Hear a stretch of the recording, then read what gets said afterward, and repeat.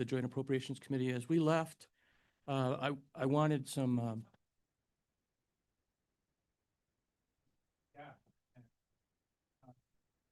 We have another deaf person here, and he asked for sign language.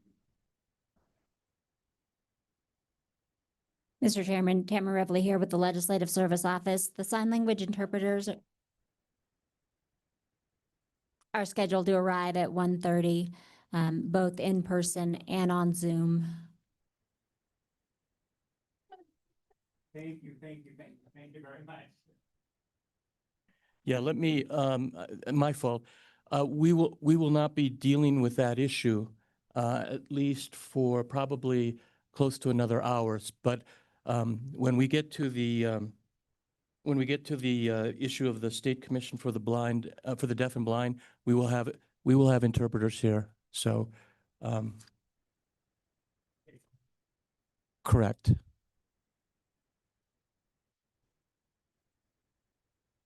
So with that, we left off with the public comment, and looking forward to hearing that. So please go right ahead. Thank you. Thank you, Chairman Salazar and Co-Chairman Bear. Thank you again for having us and having this as an interim topic. It's really important to us. I'll start us off with a brief introduction. I'm Ron Sniffen. I'm the Executive Director of the Wyoming Coalition for a Healthy Retirement.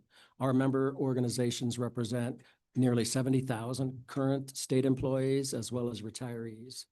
We're going to start off with a couple of retirees that are going to share their story, and then we'll have our chairman add some additional information and share some ideas for moving forward. Good. So with that, I'm going to pass it over to a retiree. Chairman Salazar, Co-Chair Bear, and rest of the committee members. I'm John Emmerich. I'm a retiree from the Wyoming Game and Fish Department. I worked for them 35 years. And just here to provide a little bit of a perspective. There's probably stuff you're all aware of is Game and Fish, we have about 300 retirees. And of those retirees, 62% of them have been retired more than 15 years. So that's about 166 individuals. And as you know, the cost of living has gone up a lot since 2008, 2006. In fact, if you go Google it, it's anywhere from 50 to 80%.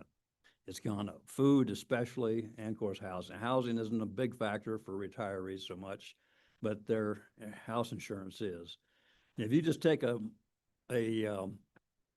moderate-sized home and family of two people, your monthly bills are about $2,500 a month. If you figure in a car payment, your house insurance, your medical, just gas driving around, that's what it's costing you a month. And the average retiree pay, if you look at the table on that one of those graphs that Dave, the executive director of the retirement board, showed you, the average retirement pay is $22,000 a year. That's $1,900 a month. I suspect most of these retirees have got some income from their wives and also some Social Security. But you can see that with the erosion of inflation over the last 18 years, it's pretty tough for people to really, have a real comfortable life at all. I mean, and they're all, these 300 employees are living in across the state and most of the communities across Wyoming. And they all contribute to taxes for the towns, the counties. And of course, they're buying groceries and they're doing these other things. So they're a big part of the fabric of Wyoming. And that's true, I think, for all. You talk about teachers, and Vicki will talk about teachers. It's a big issue because it's been 18 years since there's been any increase. And we'll talk, Kevin, who is our chair, will talk about a proposal that we have that it's a good proposal, not as good as Senator French's proposal, but it actually provides an opportunity to provide some relief for retirees without jeopardizing our movement toward 100%, without costing the legislature any additional money, and recognizes that those plans, the two plans that are at 100%, of course, they would have potentially a compounding COLA. Our presentation is a little different. Kevin will cover all that. And that's pretty much all I wanted to say, just kind of lay out the problem. And Kevin will then, after Vicki provides some perspective from her point of view, from the teachers, I think, primarily, then Kevin will provide you an outline of what we're proposing that would provide some immediate relief if nothing else comes out of the legislature next year. Thank you. Thank you.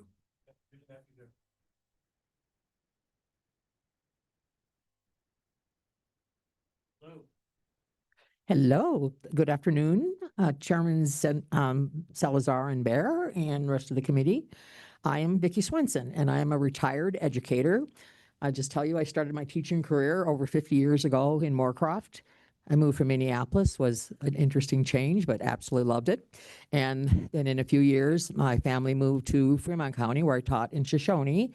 And then when the Gas Hills uranium mine shut down, then my family moved to Campbell County where I finished my 32 years of teaching.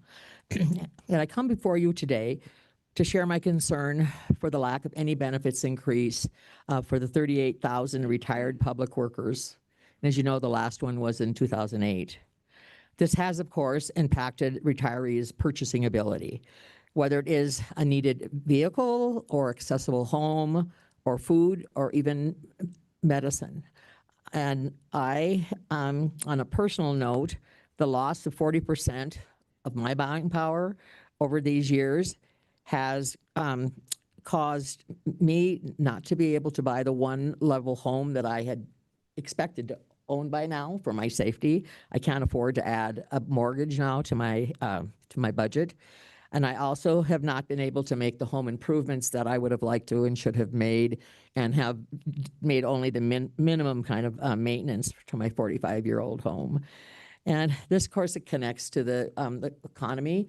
Retirees spend lots of money in their communities, so it isn't just the retirees' income, it's the community benefits. And just the fact that I haven't been able to do any kind of improvements in my home. I'm not hiring painters or plumbers or construction workers. And that, again, is an impact that I think we have to consider. And as you're aware, and this may seem like a interesting connection, but nonprofits are not getting their monies that a lot of their grants. And as you know, they provide extremely critical services to our community. And being able to be supporting and being active in my nonprofits is something that's part of who I am. It's part of something that I expected to be able to do in retirement. And I'm not able to do that at the level that I had hoped that I could do. And so no Wyoming pension increase for 18 years is simply unacceptable.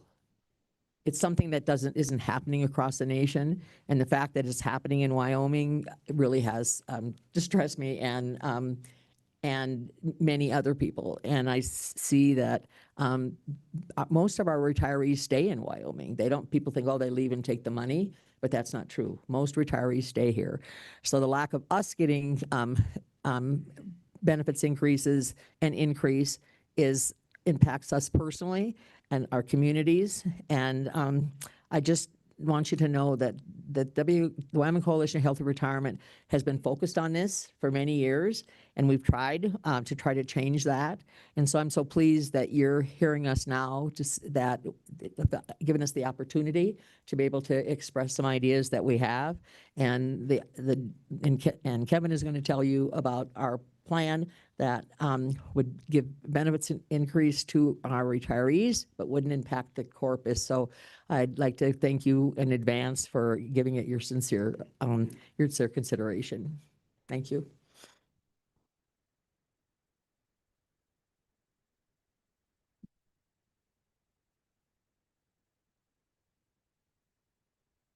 Good afternoon, Mr. Chairman, Chairman Salazar, Chairman Bear, members of the JAC. My name is Kevin Reddy. I'm the president of the Federated Firefighters of Wyoming. I represent the majority of the career firefighters across the state. We proudly serve the vast majority of the population of the state in emergency services and respond to the overwhelming majority of emergency calls in the state. I currently work in the Cheyenne Firefighters, where I serve as a captain, and this year will be my 25th year of service. Excuse me. I also serve as the chairman for the Wyoming Coalition for a Healthy Retirement. When the legislature entered into its mode of pension reform in 2012, the Public Employee advocacy groups got together and formed this coalition to protect our retirements for our members.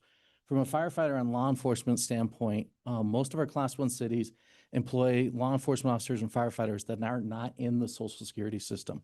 We were opted out decades ago. So when we look at the three-legged stool that is often pitched as a healthy retirement in a normal career, we have our pension, we have Social Security benefits, and we have our private savings.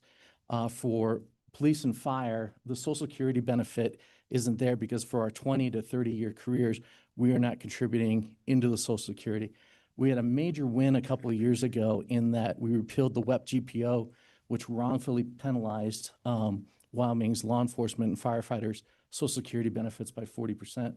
So we had a major win, but our Social Security benefits are not typically what you'd find in your average working American as far as retirement security goes. With that, Plan B was formed in 1981.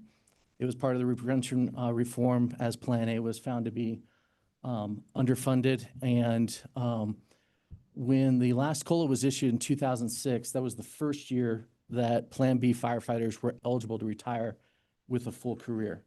So most of our retired members have not received COLAs as they've served their communities. With that, we'd really like to thank WRS and the Pension Board. You see the investment returns that we've had over the last 10 years. Certainly the change in focus in having an investment staff has been a major, major accomplishment. In 2014, we were 106% funded. As things moved, rates of return were lowered, market fluctuation, we dropped down to 92, and now we're very happy that we're back here in 2026. We're over 100%, and we are one of the plans that is potentially eligible for a post-retirement benefit increase. You've heard a lot of discussion on the issue and the problem, and we can stand up here and give you lots of stories, but we'd be remiss to take your time without offering a solution.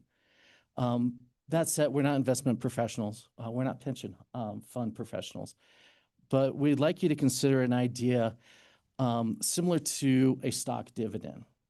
Our argument is our members have contributed 26% of their wages for 25 to 30 years into the Plan B pension fund. And when there's a year that has a large profit, for instance, last year we earned 17% in our investment portfolio. That's more than double the assumed rate of return.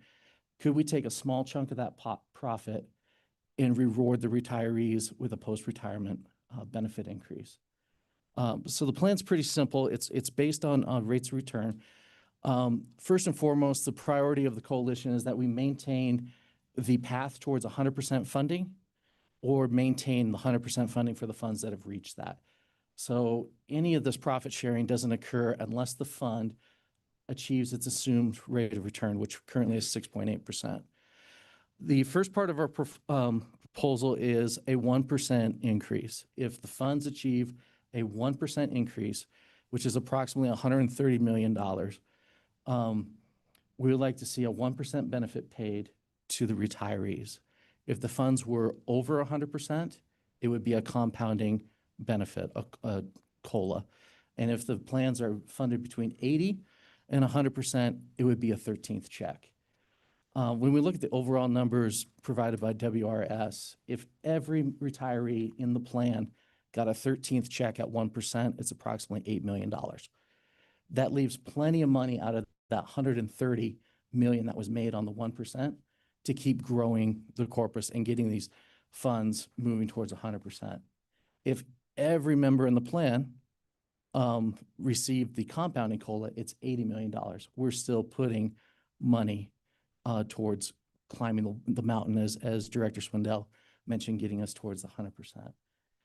We then further, in recognizing profit sharing, if the fund was 2% above the assumed rate of return, that the retirees that have been retired from 1 to 5 years would get that 1% benefit, and then any retirees over 5 years would then get a 2% benefit. Again, if they're below 100% funded, it would be a one-time non-compounding benefit, 13th check. If they're over 100%, compounding. And then we ask also if we earned 3% over the assumed rate of return, any retiree over 10 years would get a 3% increase on those same funding models. 80 to 100% would be a one-time payment, and anything over 100% would be a compounding benefit. And then that's the ceiling. When we look back over the inflation rate over the last 20 years, the target from the Fed and everyone's is somewhere around 3%. Again, we want the funds to grow. We want them to be healthy. And we really are leery of tying post-retirement benefit directly to inflation or a true COLA, just in case inflation spikes, as we saw in the last few years. So that is the overview. We do have a handout. You can see that we've charted out, again, on the 1% payment, there would be an excess of, is laid out in the chart. There's excess of roughly $120 million. And we march it out through the rates of return. So we achieve the 100% funding. We are still climbing the mountain towards that better funding, but we're providing a small relief to the retirees. Let me go to the members if they have any questions. Any questions or comments? Anyone? Okay, good. Anything else you'd like to add? Well, you have given us your blueprint on this, correct? Yeah. Okay. Thank you. Appreciate it. Appreciate it. I'm sure we'll thank you. Unless we have another someone. Representative Harrelson. Thank you, Mr. Chairman. Thank you, guys. We were just talking about it's outside the box. And it is definitely an interesting conversation where you continue to move the funding forward, but in a way that you could release a COLA sooner. It's an interesting conversation, and thanks for doing the footwork and working on kind of an idea that could be something that could be looked at. So I appreciate it. Thank you, Mr. Chairman. Thank you, Representative. Who else? Representative Sherwood. Thank you, Mr. Chairman. Thank you for being with us today and for bringing a solution.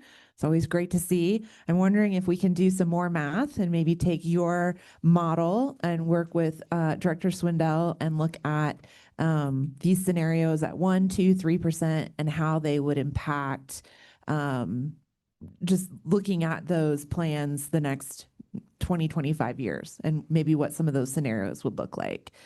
So maybe some marrying of math would be helpful for the committee. Anyone else? Any comment to that? Yes, go ahead. Definitely help to have that because the actual totals in that table. I'm sorry. Chairman Salazar, or Representative Sherwood, yeah, we need to do that, exactly, because the table in our example just assumes everybody gets those percentages, whereas retired 5 years or less, you only get 1%. So those totals, and they're actually more in terms of what people would get then. So we need to do that, yeah. Thank you. Members, who else? Anyone else with a comment or question? Want to make sure If I may, Mr. Chairman, Yeah. I'd also like to respond to Representative Sherwood. It's certainly the goal of the coalition not to put the pension in jeopardy. And the lessons of Plan A are still raw in the coalition's mind in knowing what drove us to that cliff in 2022. So, we definitely want really good math. And at the end of the day, I mean, we're kind of some of the active employers are the ones holding the bag if this thing goes south, where our contributions would be going up. So the Plan B members, their contributions have gone up 100% since 1981 in order to keep the fund healthy. So we take it very seriously. great. Okay, Say one. yes, please go ahead. I just want to mention that what I like about this plan is that everybody's considered. And while with 100%, it makes sense to people who understand what's going on. There's 38,000 people. Most of them are going to say, how come the firefighters got one and we didn't? And it's going to cause a lot of unrest. And this plan kind of brings a solution to that, because people have been retired for 25, 30, 35 years. See the firefighters get one and they didn't get any. It's just doesn't bode well for our concern for retired people. So thank you very much. Well, yeah, Mr. Co-Chair. Thank you, Mr. Co-Chair. Ms. Swenson, I'd like to just address what you just said. and ask if your organization is out there, you know, trying to educate the members, those retirees that are out there, because, I mean, these programs, there's very few people in the world that have these kind of retirement programs. Obviously, you all do, and the people who've worked for the state have these programs, and they need to have an understanding of this 100% funding and how we're trying to achieve that. So I just wonder if your organization does any educating to make sure that those people. Well, I'm involved with Wyoming Education Association Retired, and we have 3 pre-retired seminars every year that we offer to people. We also do different types of Wyoming Coalition Healthy Retirement and WRS have done joint education meetings over the years, and I feel like we try to educate people, but people live in kind of their own worlds, and sometimes it's hard to get into their worlds, but we do try, so. Mr. Kuchar? Yeah. Thank you for that. I just, I know this group understands it quite well. You've made it really clear that you understand the value of protecting those for the future retirees and the longevity for every retiree. So it's important that everybody understands it. Thank you. Co-Chair Baird, the coalition is made up of, we've got representatives from most of the different retiree plans. And I think similar to what I'm doing, this white paper that you have was sent to all the game and fish retirees. And our retiree association meets once a year, and we actually have the Wyoming Retirement Board coming to talk to them in depth about the retirement system and how it works and what we're trying to do. So we're trying to do exactly what you're asking, is educate people so they have a better understanding of what the liabilities are and what the benefits are. Very good. Are there any other questions for this panel? Seeing none, we thank you for being here and contributing to this discussion. Do we have anyone else in the room that would like to, I think Mr. Laycock wanted to come forward. If there's anyone else, we have 3 chairs up here so we can get testimony in the room. And Ms. Vaughn, do we have anyone online? That. Mr. Chairman, no one has indicated, but if they would raise their hand, I'll let you know.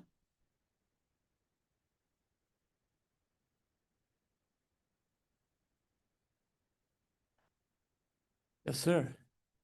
All right, great teamwork there by the chairs. Good afternoon, Mr. Chairman and members of the committee. For the record, my name is Tom Laycock.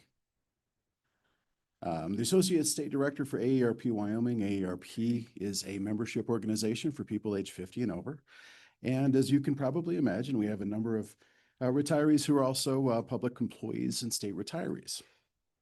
At the outset, I want to commend Polly Scott and the staff at LSO for a thorough and thoughtful memo outlining the history of Wyoming retirement system and its approach to cost of living adjustments. Well done, Polly. I followed this issue closely for a number of years and can say without hesitation that memo added a lot of knowledge to my own knowledge base. So we appreciate it very much. We'd also like to thank the committee for taking up this discussion. 16 years is a long time for anyone to go without a raise, especially for retirees living on a fixed income. It's very consequential. Since the last COLA in 2007, overall inflation has increased by approximately 53%. In practical terms, that means everyday necessities consume far more of a retiree's monthly check than they once did. Gas that cost $3.25 in 2007 now is more than $1 more. Name brand medication has risen by over 150% since the last COLA. Medicare's supplemental policy that averaged about $100 in 2007 is now costing well more than $300 a month. These costs are not discretionary, and they're growing faster than incomes. When retirees are asked to pay 2026 bills using 2007 dollars, financial pressure is inevitable. Even modest, careful budgeting can only go so far when purchasing power steadily erodes. AARP recognizes and respects the framework under which the Wyoming retirement system operates. We understand the statutory requirement to be over 100% funded before a COLA can be granted. We're also aware of the view held by some in the system the system was never designed to offer regular COLA increases, and we acknowledge the financial reality that providing a COLA to the roughly 36,000 beneficiaries can come with a stiff price tag. But acknowledging these constraints should not foreclose the conversation. AARP policy is clear and consistent. Well-designed public retirement systems should include pre-funded, predictable cost of living adjustments that protect retirees from inflation and preserve the value of benefits over time. COLAs are not bonuses.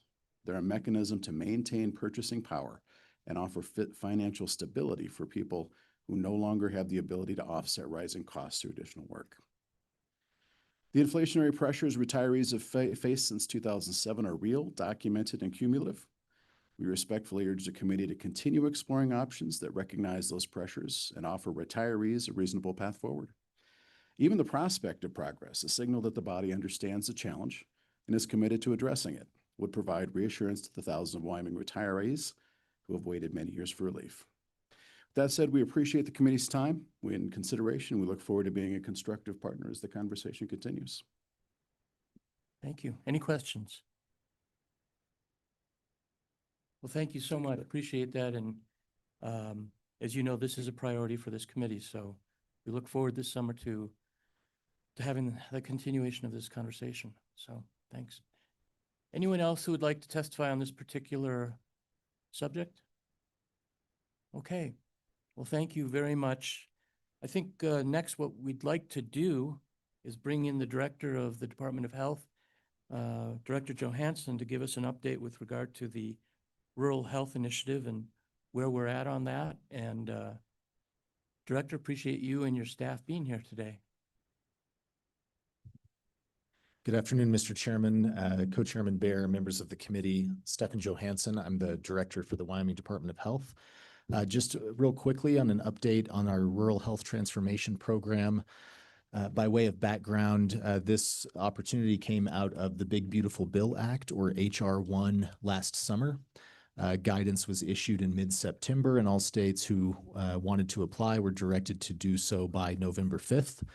Wyoming submitted its application on November 4th, subsequently was awarded $205 million for year one of a 5-year program on December 29th. And as many of you recall, during the legislative session, we had several updates as the legislature was working House Bill 122, which was the Rural Health Transformation bill for the state legislature. We were in significant discussions and negotiations with the Centers for Medicare and Medicaid Services, or CMS, on certain facets of our approved plan that kind of in the details may or may not be allowable by federal guidance and federal rulemaking from CMS.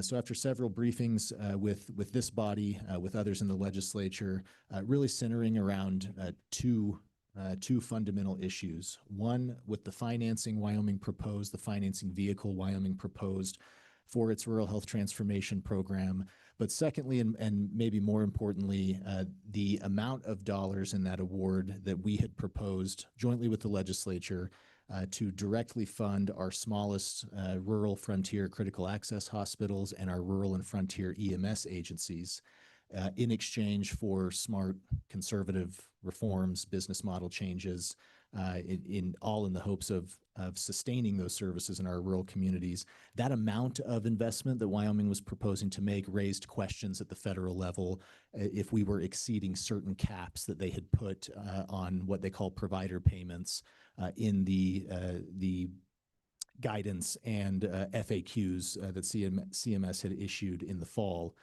We've been in those discussions now for approximately 2 months. What that's culminated in, Mr. Chairman and members of the committee, very recently, as of last week, Wyoming submitted essentially its final compromise offer with the federal government. I know legislative leadership, the governor and I had briefed over the past several weeks. CMS acknowledged receipt of that, asked some follow-up questions this week, which we have answered, and that is under review for their consideration. Mr. Chairman, we're hopeful that while we ultimately knew there would be some of these discussion points, what Governor Gordon and my department, along with our stakeholders in the Hospital Association, EMS Association, have been working towards is to ensure that we take full advantage of this opportunity, but don't lose sight of the fact that federal dollars run out. And That's a significant concern, certainly for my department. I know for you all as legislators. With the compromise that we put on the table, I'm relatively confident that we kept the spirit of the original plan, what was discussed with this committee, and what was ultimately legislated to really prioritize our critical access hospitals and our EMS providers, but also not just to deliver funding, which in many cases is needed. We have services, emergency departments, OB, EMS, ambulance services that in many cases have closed or on the brink of closure, and sustaining those in small communities has been a challenge. So funding is important, but also policies and agreements with those providers by nature of receiving these funds to make sure that we implement smart reforms that can essentially transform us out of cyclical patterns that make these services unsustainable, basically rooted in very high fixed cost services like OB and maternity care, like ambulance services that are tough to support with a small population. That's the spirit of Wyoming's plan. And even with this compromise offer, I'm hopeful and optimistic that we've maintained that spirit and can use this as an opportunity to catalyze over 5 years a significant transformation and hopefully sustainability of these critical and core services that your constituents, our constituents, told us throughout the fall. These are the four or five priorities for our rural communities, and those were the financial health of our small hospital, the financial health of our ambulance company or our ambulance service, primary care somewhere nearby, OB, labor and delivery care somewhere nearby. Through the offer that we've sent to the federal administration, I do believe that we've maintained the spirit of that plan, and I'm hopeful in hopefully the days to come, if not weeks to come, that we have a plan that can be fully implemented, getting started pretty quickly.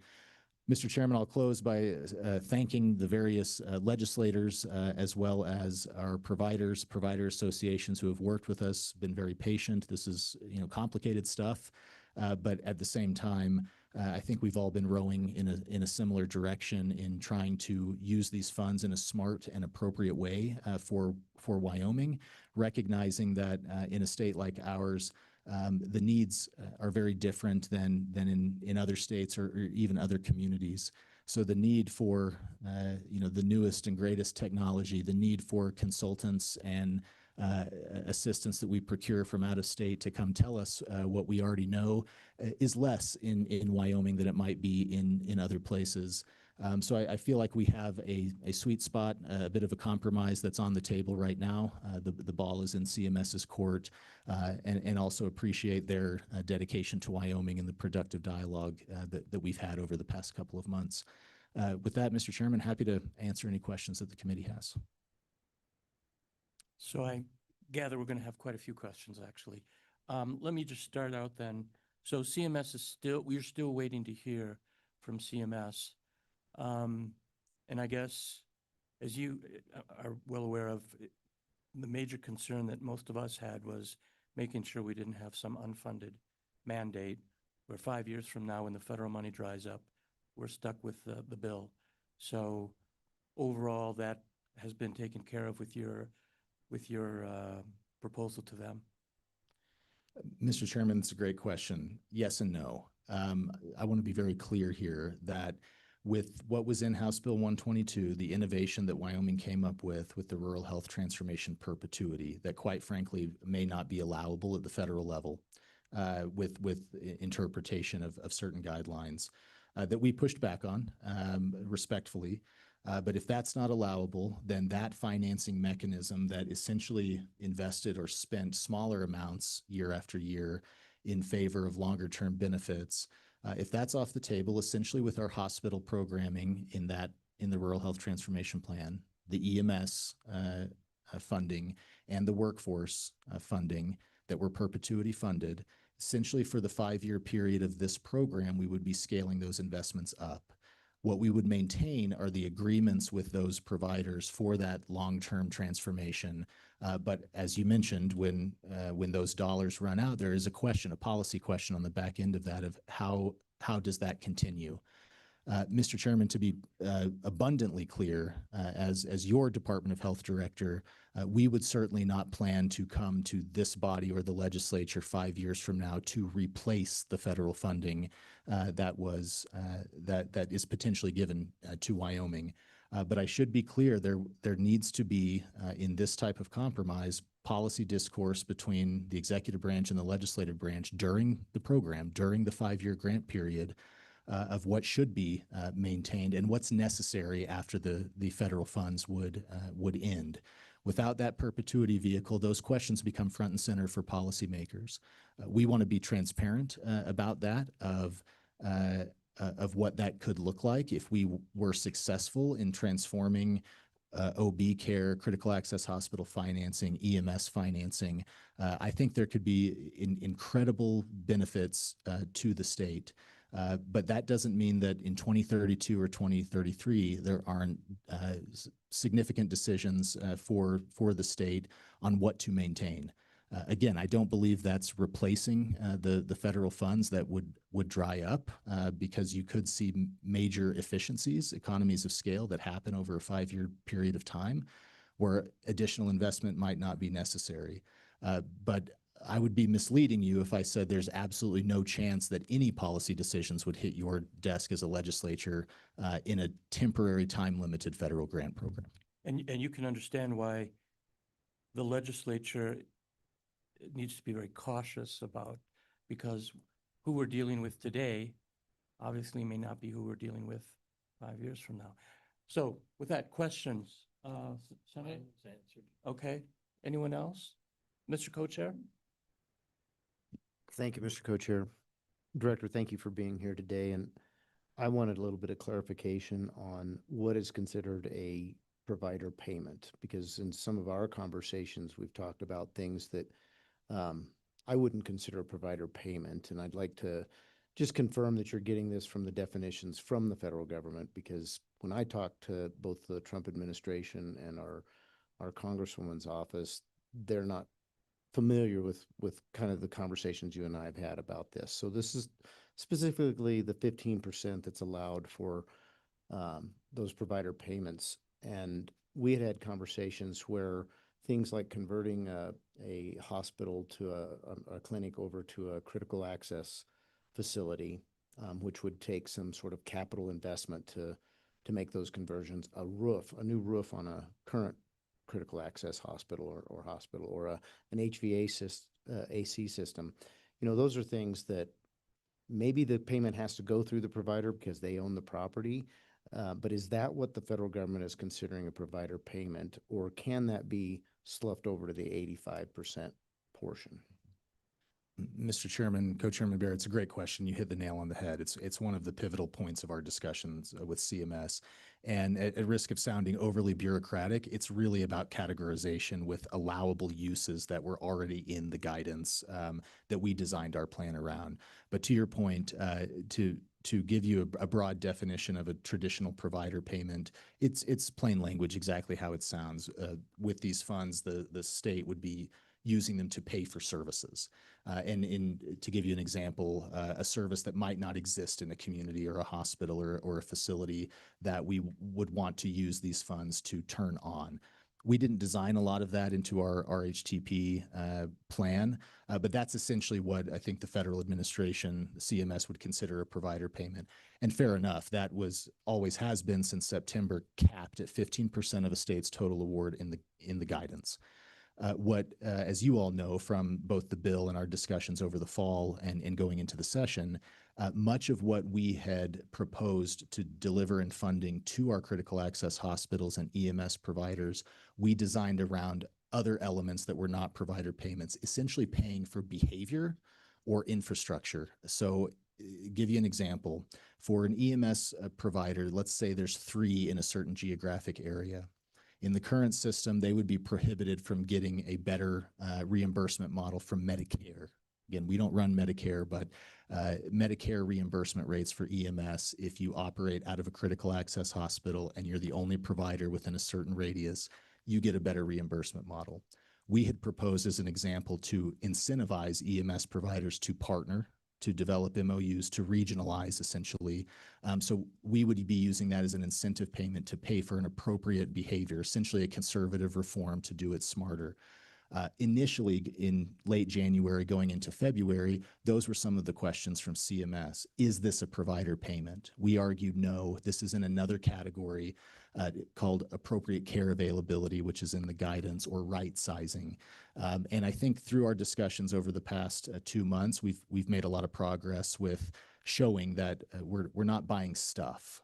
We're not buying equipment or technology or consultants or paying for the service. Therefore, this is not a traditional provider payment. That's essentially where we are right now with the counter proposal from the state and CMS, and it goes for several items within critical access hospitals and EMS providers. But to your point, Chairman Bear, we've interacted with our delegation quite a bit over the past several months, and so I think anybody could interpret these guidance in the plain language versus definitions in different ways. But I'm hopeful and optimistic that just in the past several weeks, I think we've turned a corner with CMS to see those investments and interpret them less as direct provider payments for services and more for these behaviors and reforms that we want to see. And I appreciate that explanation on those behavior modifications, but what about, I know of a hospital in the northeast part of the state that needs a new roof. They're looking at this as an opportunity to solve that problem. Obviously, that's a one-time thing. Would that fall under a provider payment, or can that be part of the 85%? Mr. Chairman, Co-Chairman Bear, no, that would not be considered a provider payment. There's also specific guidance and regulations around capital construction for these dollars, which involve also certain caps, but also language that says these funds can't be used to substantially improve the value of the physical asset. So there's some nuance there in how going forward CMS will interpret allowability for things like capital construction. But in general, yes, those funds nationwide could be used for what a lot of folks are referring to as light refreshers in certain capital investments. But as you recall from our plan, we did not go heavy on capital construction.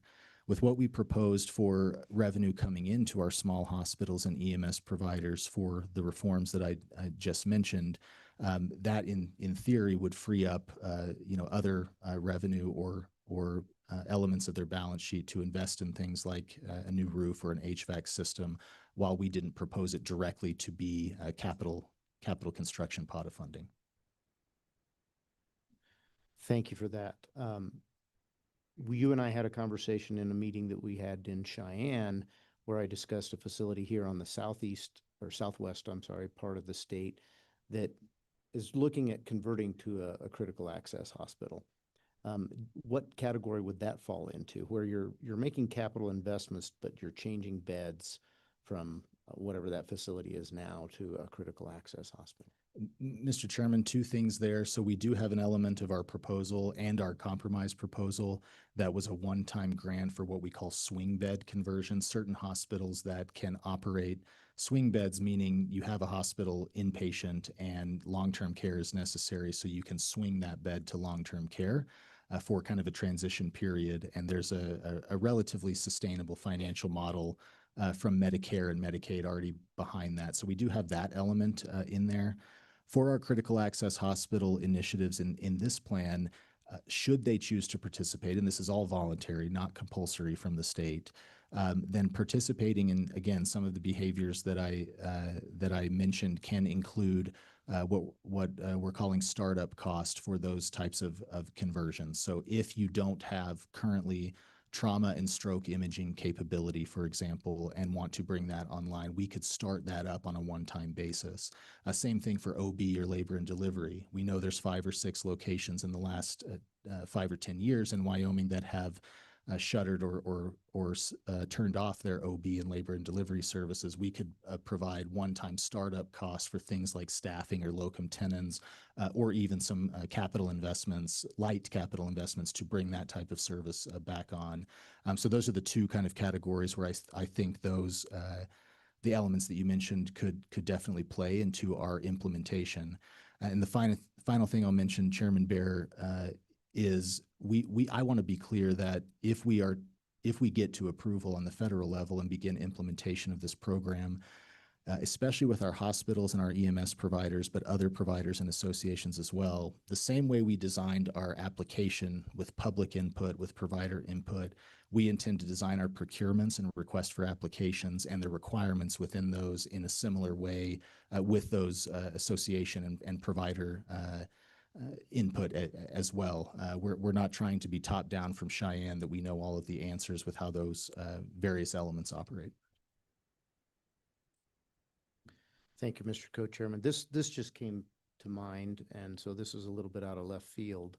But Representative Angelos has been talking for some time about the fact that we have these OBGYN deserts, and a lot of it has to do with what I would consider tort reform, but it has to do with the premiums for the insurance that these doctors need to have, and it's become cost prohibitive, somewhat based on our statute of limitations here in the state of Wyoming. But is there a novel way to use these funds to help providers in that area with that issue? Or is that forbidden in the One Big Beautiful Bill? Mr. Chairman, members of the committee, my name is Franz Fuchs, Deputy Director, Department of Health.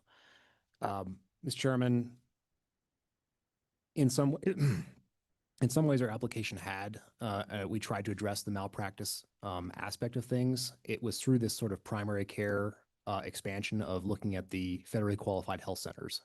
They have federal tort claims protections. They have sort of malpractice insurance built into those providers. And we were hoping that by expanding that model of business, we could, and including more obstetric care in that would sort of help cover the premium issue with malpractice. However, two things.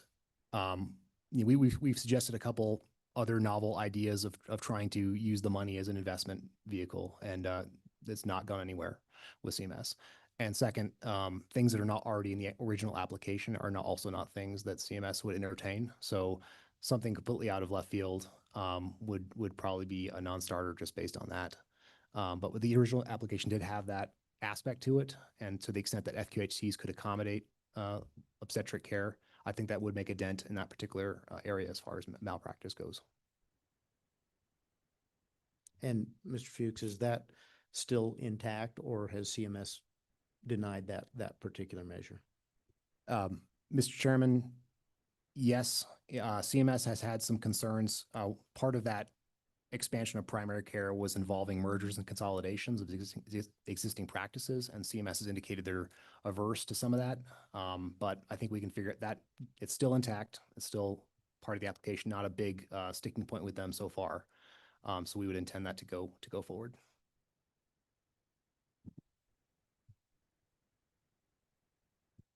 Other questions? Anyone else on the committee with any questions on this update? Yes, Director. Thank you, Mr. Chairman. If I can just close with one thing. We came to see you guys, most importantly, this afternoon, but Franz and I and our CFO, Eric McVicker, who's in the back, we came up also to meet with leadership at Carbon County Memorial Hospital this morning. As many of you know, operating that hospital has been a struggle for many years, both financially, operationally, and with appropriate levels of staffing. We've worked with that hospital for the past several years in trying to make improvements there. And I was really pleased over the past year with new leadership, both at the chief executive level and the chief financial officer level at that facility. So much improvement being made in the sustainability of this important resource, critical access hospital on I-80 here in Carbon County. It's relevant today with our discussions on rural health transformation that it's easy in all the complexity and so many hundreds of millions of dollars being talked about to lose sight of what we discussed with you all and the public last fall and going into the session of what we're trying to accomplish is to ensure that in years forward, even beyond this 5-year period, a critical access hospital like Carbon County Memorial can continue to exist and provide as good of service as possible to its residents. And the theme of our application, the theme of our plan was really around sustaining the basics, not the wish list, not the shiny new objects, but your emergency department, your OB services, your ambulance services. And in discussion with their leadership this morning and touring around and talking to some of the staff, I'm still very optimistic that if we can get to a compromise and a green light on this program, that's exactly where this type of funding and this type of work is intended, because communities like this told us very clearly these are the things that we need to have successful lives, build families here, and that's really what these negotiations have been all about, is to try to ensure we keep the spirit of that plan. So I thank everybody on this committee, especially legislative leadership, for your engagement, your support, your pushback over the past several months. These things are never easy, but I'm still very hopeful and optimistic we get to a good plan here. Good. Okay. Thank you so much, Director. Members of the committee, the next item for us is the issue of the possible state commission for the blind and the deaf. And I want to make a couple comments, and then I will ask Director Johansson to come up here briefly. It's my understanding that this issue has not come up before a legislative committee for some time. I and others believe that it was time to take a look and to hear some testimony. Some of the things, and obviously we're dealing with state money. Some of the issues that I'm interested in hearing is whether we are adequately meeting the needs of the blind and deaf community in the state of Wyoming. Are the agencies involved adequately funded? We want to hear from these community members. What's working for you? What's not working for you? Would a state commission be of benefit to these important communities? And I will tell you, I'm going to give wide latitude, not only in the time on this issue, but also obviously on public comment and those who have come today or who are online to express their views to the Appropriations Committee. So with that, Director Johansson, asking you to come up and give us some of your testimony and thoughts on this issue as far as the Department of Health. Thank you, Mr. Chairman. Again, Stephen Johansson with the Wyoming Department of Health. We'll be relatively brief. We provided a couple of slides for you giving an overview of services and funding in the Department of Health that goes specifically to individuals in the blind and deaf community. I want to be clear, as we've talked about before, Department of Health programming, especially through our Medicaid program, is specific on eligibility criteria. So just having any condition or diagnosis or just being low income does not qualify you for Wyoming Medicaid. It must be both. So just wanted to set the stage there that we certainly do not provide a panacea of services, but we provided essentially two areas where the Department of Health does finance and provide coverage for these services, both in our Medicaid program and in what we call Early Intervention and Education Program, EIEP, or affectionately referred to as the developmental preschools. Mr. Chairman, I'll hand it over to our deputy, Mr. Fuchs, just to, if you'd like, we can run through the slides that we provided, or Mr. Chairman, happy to just answer any questions, whatever you prefer. How long is your presentation? Mr. Chairman, Franz Fuchs, Deputy Director, Department of Health. We have 13 slides. Go ahead. Okay. And Mr. Chairman, I'll get through these quickly just to leave time for public comment. So the first couple slides are really about Medicaid eligibility. And as the director noted, there's no real specific eligibility pathway for people with visual or auditory impairment exclusively, but many do qualify for other categories by meeting various eligibility categories you can see there. The largest ones are going to be your SSI, employed individuals with disabilities, the community choices waiver, and we also have a number of dual eligibles for Medicare and Medicaid. The waivers also do not specifically have blindness or deafness as the sole criteria for services. So people have to meet other criteria to be on those, the waivers. For example, the community choices waiver or the waiver for people with intellectual disabilities, the comprehensive and supports waiver. Yeah, they should be. Generally, on slide 4, you can see kind of the breakdown. So of all the people with that are blind and deaf on Medicaid, you can see how they break down by various eligibility categories. So 48% of those folks. Go ahead, continue. Okay. 48% of those folks would be eligible for Medicaid based on a disability determination. Another 24% would be dual eligibles, generally older, eligible for both Medicare and Medicaid. And then we have some income-based adults, 6%, relatively small, and then income-based kids is a larger percentage, so 22% of those folks. That's kind of the breakdown of people that are blind or deaf, what their eligibility category on Medicaid is.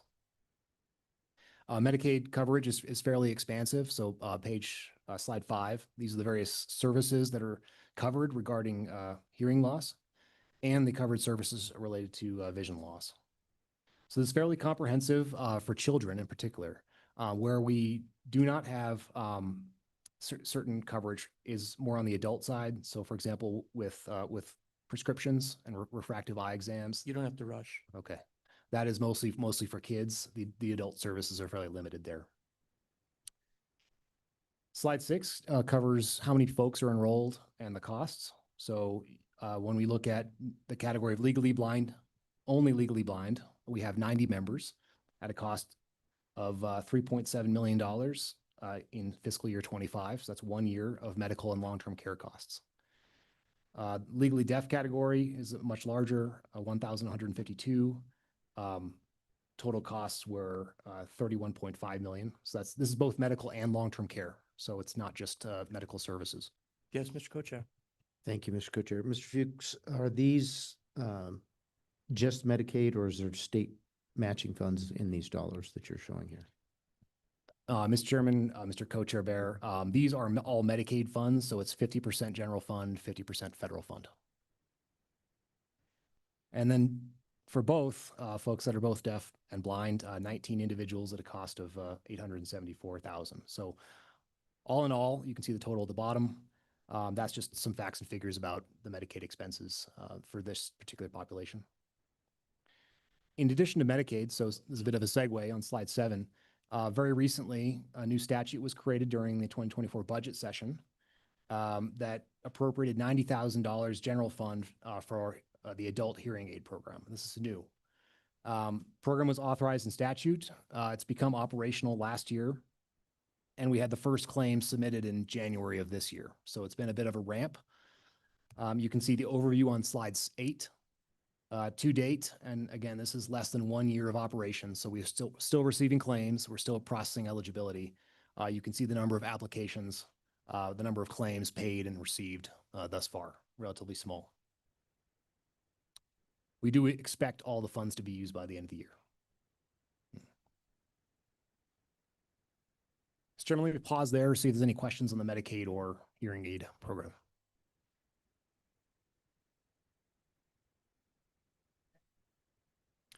So, Mr. Chairman, continuing on slide 9, now we're switching gears. This is now the Behavioral Health Division.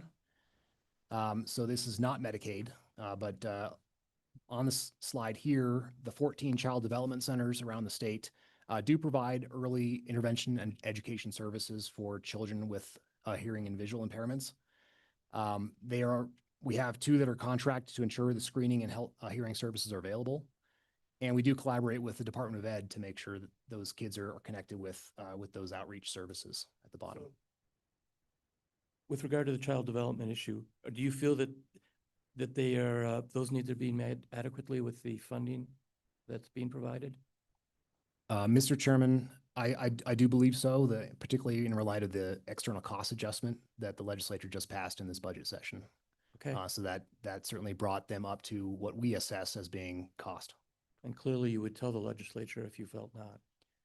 Mr. Chairman, we are obligated by statute to bring you appropriations requests for that ECA.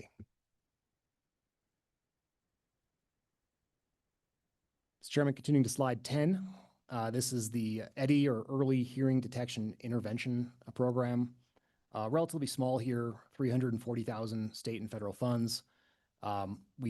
This program pays for hearing aids for kids. It does a lot of newborn hearing screening and provides support to the early intervention providers for that purpose. The newborn screening program is also has additional federal funds. So this is 235,000 federal funds annually on slide 11. And these are going to be those audiology evaluations done on kids when at birth. Representative Harrelson. Thank you, Mr. Chairman. I'm going to ask you to slow down just a little more because you have sign language interpreters that are trying to follow you. And I'm watching them struggling to keep up. So if you could just keep her a little slower, that'd be awesome. Thank you. Mr. Chairman, thank you, sir. I will try to do that. I tend to talk too quickly and I apologize for that. So, Mr. Chairman,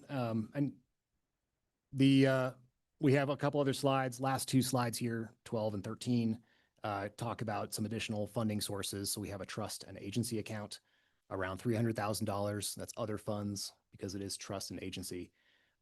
Again, supports hospitals and conducting newborn screenings, performs those calibrations on the equipment that is required for those screenings. And the last slide just talks about some statistics on those screenings. So you can see we do a very good job. 98% of newborns are screened for hearing loss. We identify approximately 13 every year out of around 5,300 that are identified with permanent hearing loss. And we identify approximately 13 out of all the births in Wyoming. So that's around 5,300 that were identified with permanent hearing loss. And then there's an additional 6 newborns typically every year who are identified with transient hearing loss, which is treatable.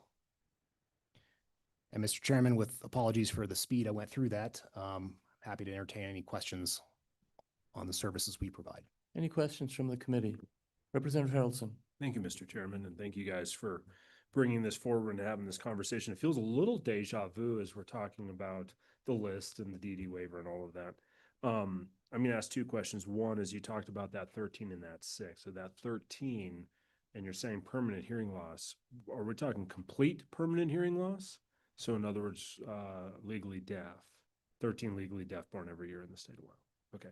And then the second question that I had is, as we're looking at the wait list on our waiver, where does that, how does that align with this conversation? Can we talk about that? Mr. Chairman, Representative Harrelson, so having any form of hearing impairment is not a direct eligibility factor for that. So folks that would be on the wait list for, say, the waiver, the sports waiver for intellectual disabilities would have to have an intellectual disability. Those may be comorbid at the same time, but that's the hearing loss in and of itself is not an eligibility factor.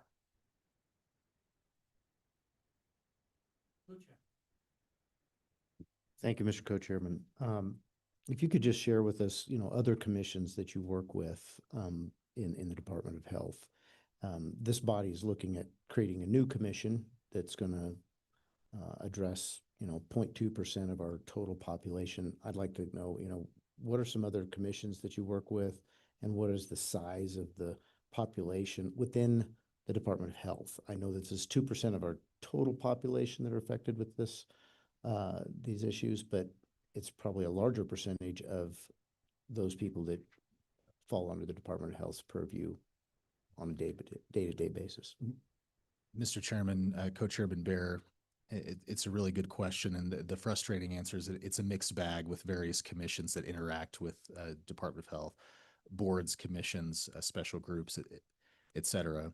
A few that come top of mind, we have a developmental disabilities commission that meets regularly, advises or makes recommendations on certain policy measures. Same thing on the mental health side. Mr. Chairman, we're happy as a follow-up to this discussion to maybe provide the committee with a more comprehensive list of those. Some are actual statutory commissions, some are more informal, some were created years ago, previous administration executive orders that are still on the books, and some through session law. but off the top of my head, it really is a mixed bag.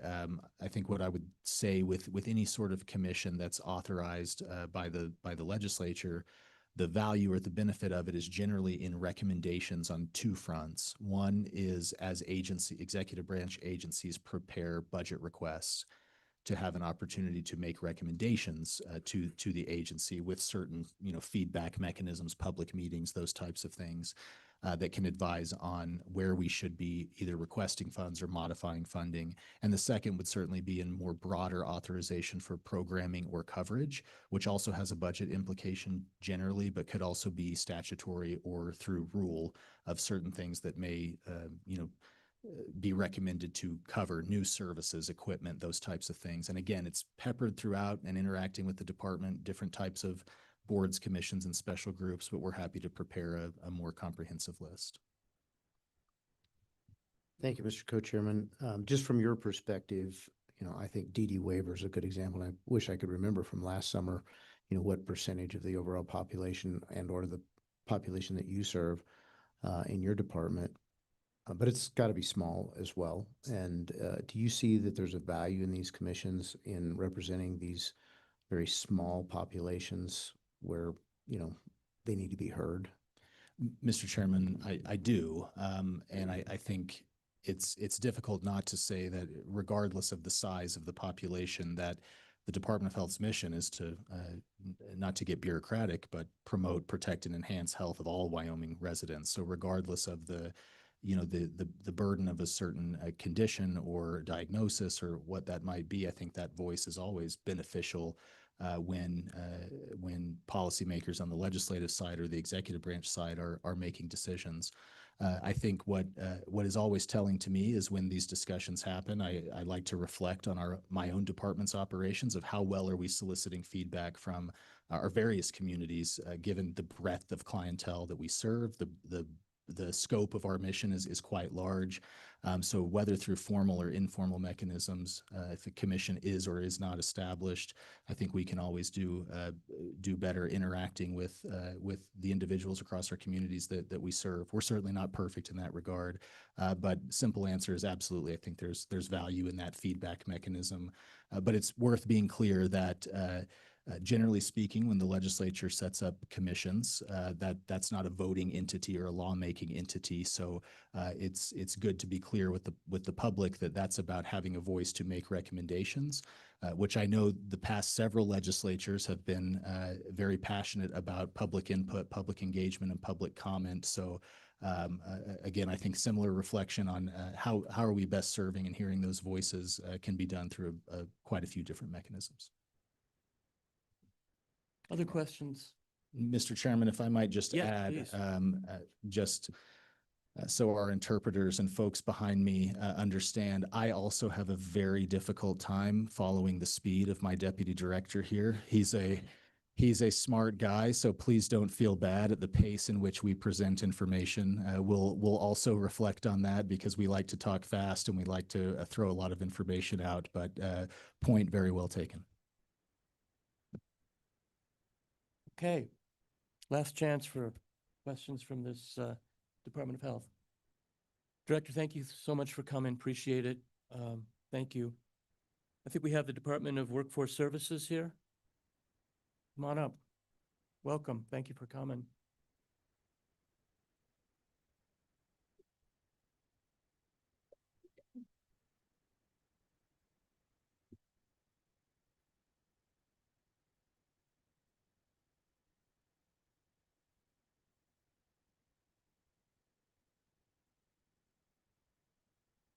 There we go. Is that better? Okay. Mr. Chairman, members of the committee, I am Holly McCamey-Simone. I'm the Workforce Programs Administrator. And today with me, I have Nikki Harper. She is our Vocational Rehabilitation Administrator. And I have Lori Solinsky, who is the Wyoming Relay Manager. I believe Director Gagan might also be online. We're with Department of Workforce Services and here to present on services that are available to individuals with hearing impairments, visual impairments, or sometimes both of those impairments. Thank you for the opportunity to be here today. For those with visual impairments in the room today, I am female, my hair is brown, I have glasses, black suit, and a white shirt on today. And we do have a slide deck. We can go through those 16 slides if you would like us to. We could prioritize our top 6, or we could stand for any questions. So why don't you prioritize your top 6? Okay, sounds good. Thank you, Mr. Chairman. Okay, so slide number 2, I think you all have a copy of our slide deck there. Within Department of Workforce Services, we have 4 units that provide services to people with disabilities. I'm going to give you a quick overview of those units, and then my 2 colleagues will give you some data on those.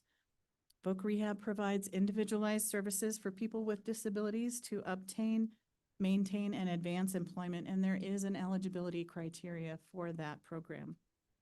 Wyoming Relay provides free and confidential phone services, such as receiving phone calls to people who are deaf, hard of hearing, deafblind, or have a speech disability. Wyoming Relay Equipment Distribution Program provides specialized equipment at no cost to eligible individuals, free training, consultation, and support to agency schools, businesses, and community groups. Our Independent Living Service Grant is for individuals who are older and blind, and they provide key independent living services. We'll go to slide 3. Vocational rehabilitation helps people with disabilities prepare for, find, and keep good jobs. And we individualize services to address disability barriers for individuals seeking employment.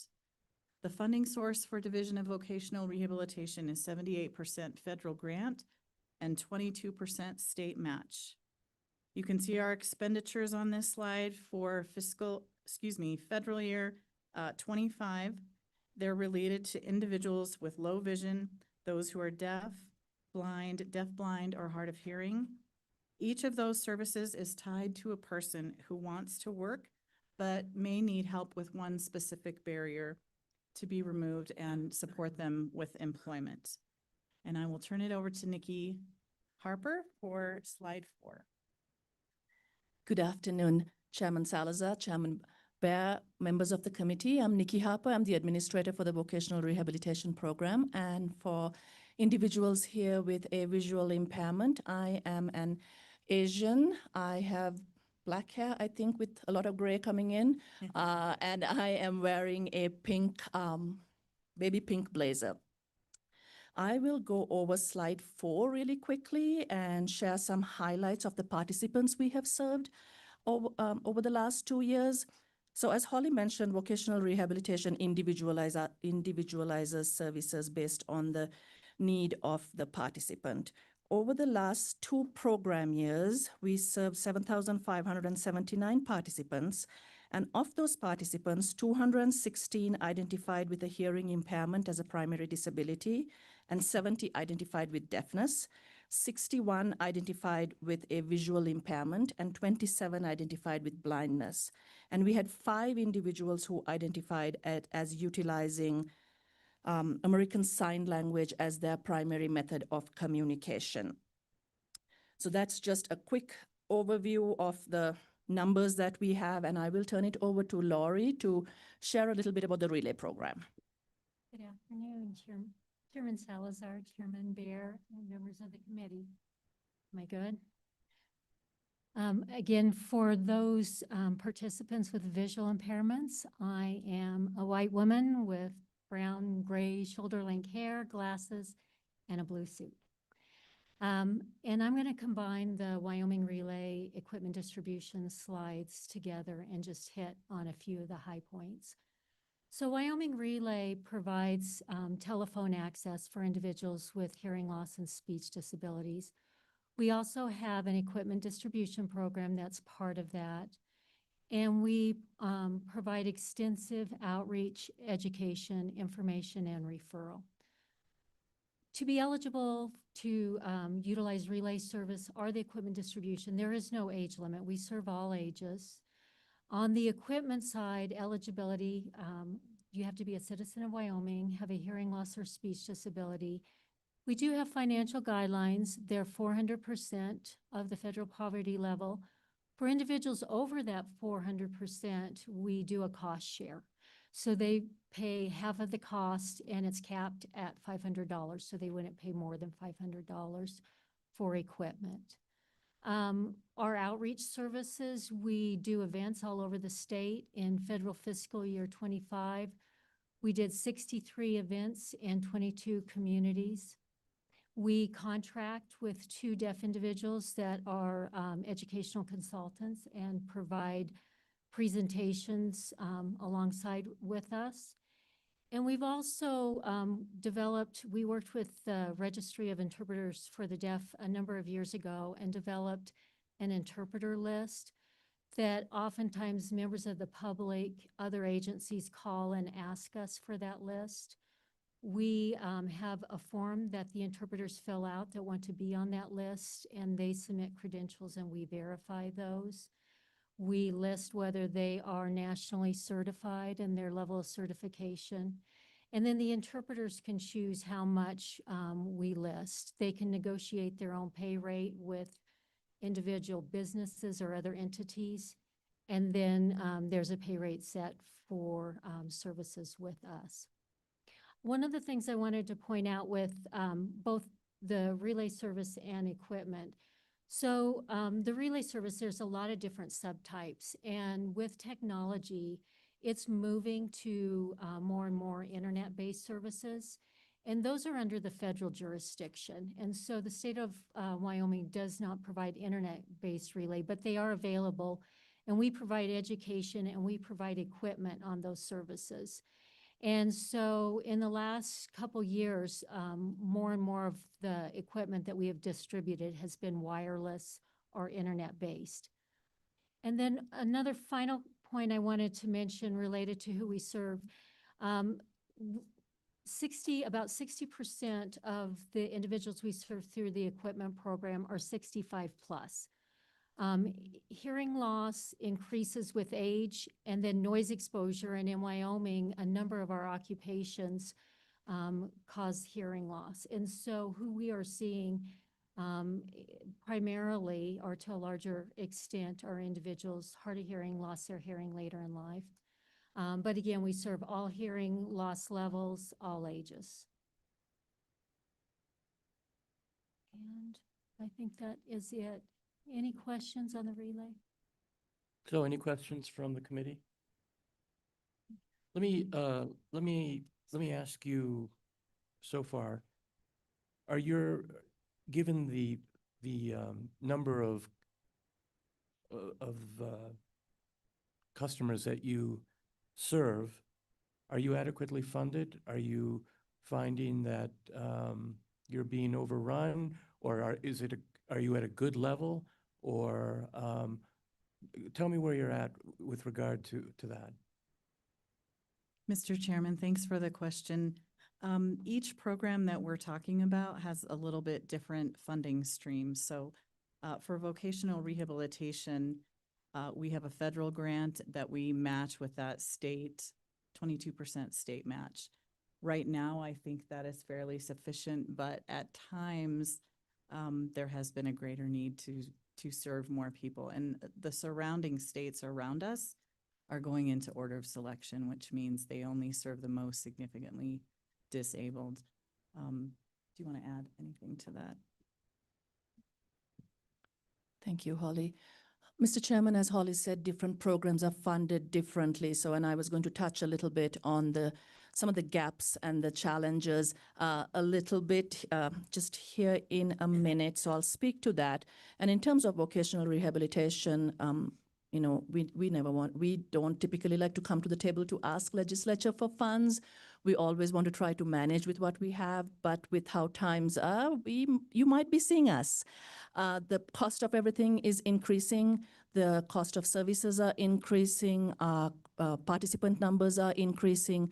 And as Holly mentioned, just about every state around us, they don't have the adequate funding to serve individuals with disabilities. So that's causing some additional challenges, because in border towns, there could be participants from other states coming into Wyoming, and we don't have a residency requirement to receive certain services.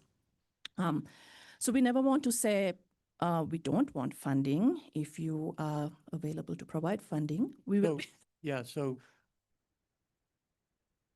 And I would like to share a little more about the interpreter position that we received from the 2024 budget session as well. Okay. So I will get to that in just a minute. let me just say this. You're before the Joint Appropriations Committee.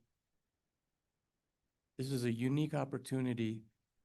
You don't always get this opportunity. And I am asking you what your needs are.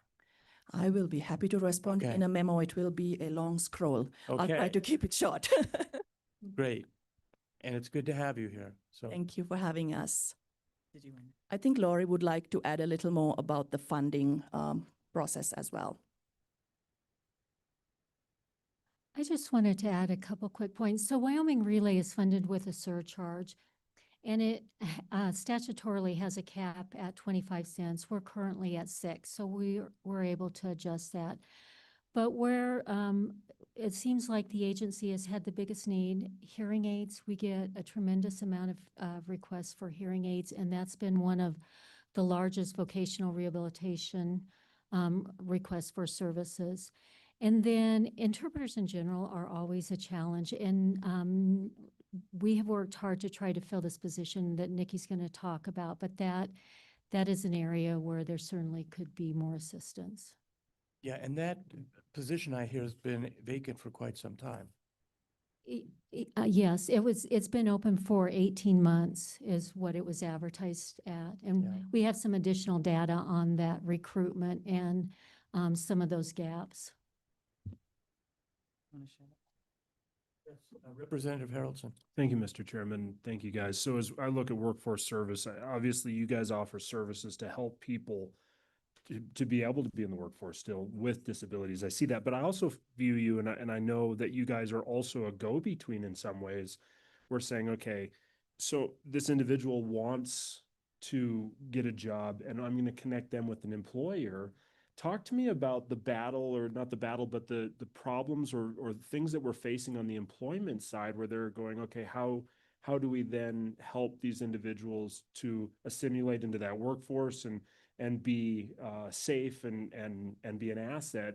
How can you talk a little bit about, because I know it's a little outside of your guys' window, but it is your window, as you guys are that go between these individuals. And it's interesting.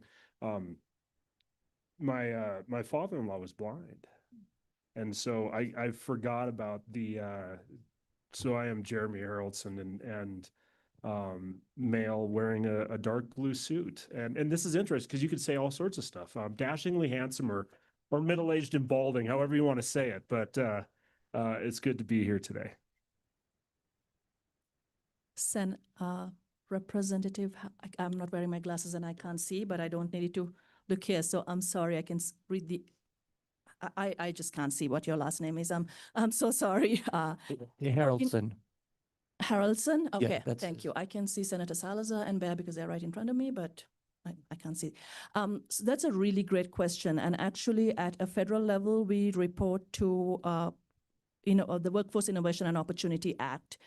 And we are tasked with serving not just the participant with a disability, but also serving the employer.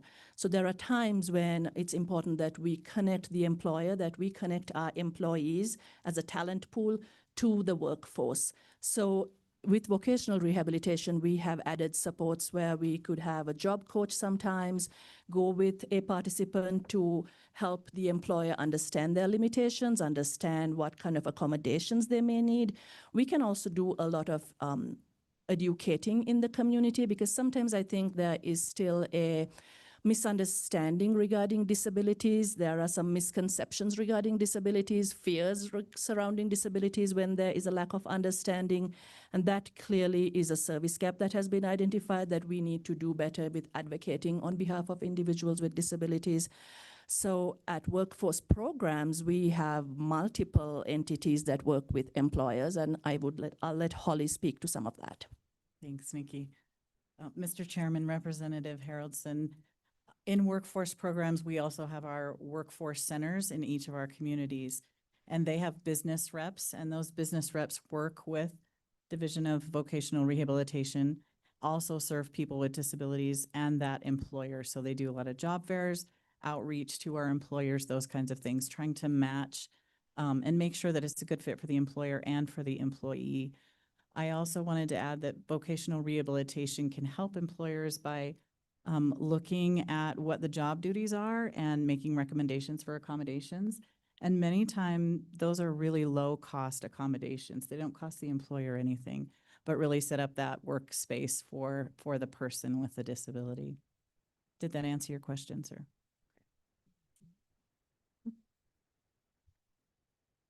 This is Lori again. I just had a quick example. We went in with an individual that was working in a hospital, and they had a hearing loss, and they were struggling with some of their coworkers and the supervisor. And so we provided a couple-hour training. The individual, we got together with them to look at what accommodations they wanted and what were a challenge. And then we trained their coworkers, their supervisor.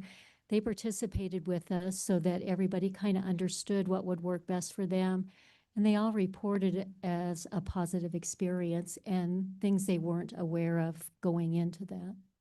So I think there's needs to be more of that, but we do that.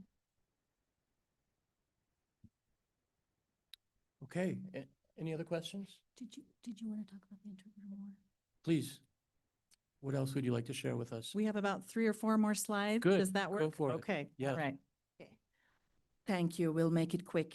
No, And I can. just take your time. Okay, thank you. I tend to speak really fast too, and some of it's my accent, some of it is just, I just speak fast, but I will slow it down.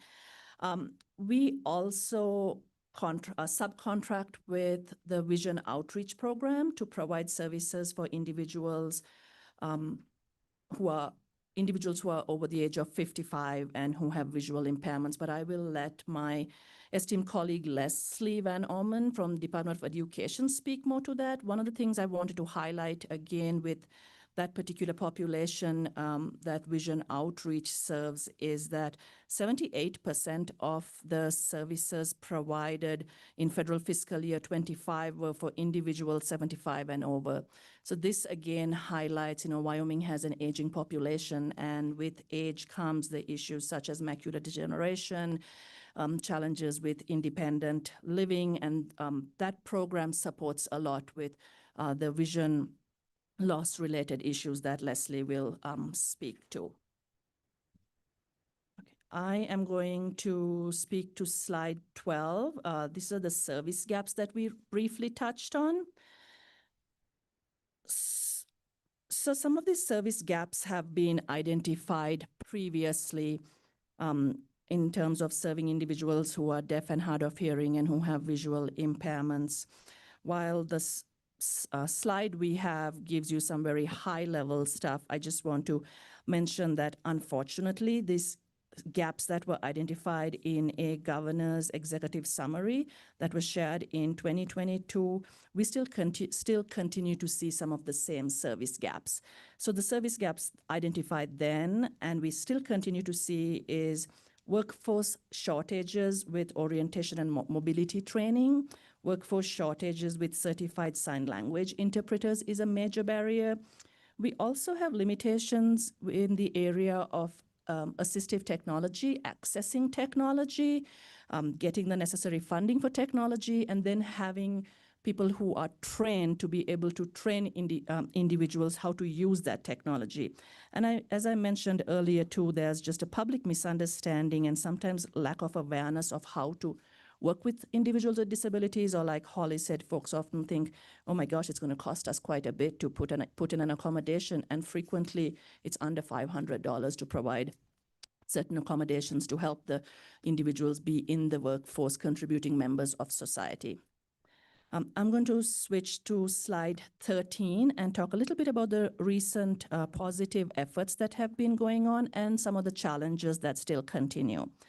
As we mentioned, we're fortunate that in the 2024 budget session, we were able to get an FTE to help with that interpreter position.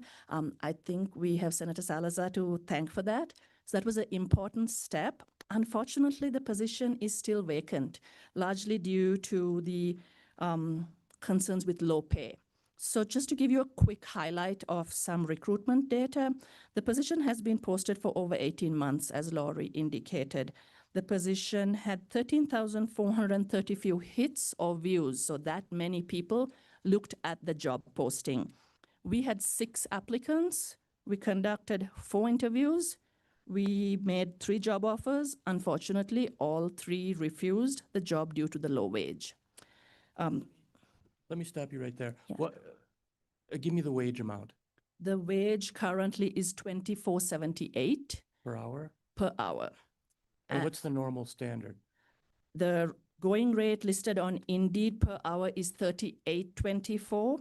Freelance interpreters can make anywhere between $65 and $150 an hour. So you're not very hopeful. No, So we have. it didn't do much. Mr. Chairman. Representative Harrelson, yeah, please. Thank you, Mr. Chairman. So this position would be stationed Cheyenne? Is that what we're looking at? We are open to the position being located anywhere, ideally in Casper or Cheyenne, because that position will report to Laurie, and Laurie and her team is based in Casper, and they would be more central. And the position is designed to really serve all state agencies and cover the entire state. So when you tell someone, this is the job duties, you have to travel rural Wyoming across the state, for $25 an hour. Yeah. And be a certified interpreter. We didn't have very many selling points. We tried to sell that, it's a great state, it's beautiful, it's, all that good stuff. So let me ask you this with regard to this particular position. Is this an FTE or is this just It is an FTE.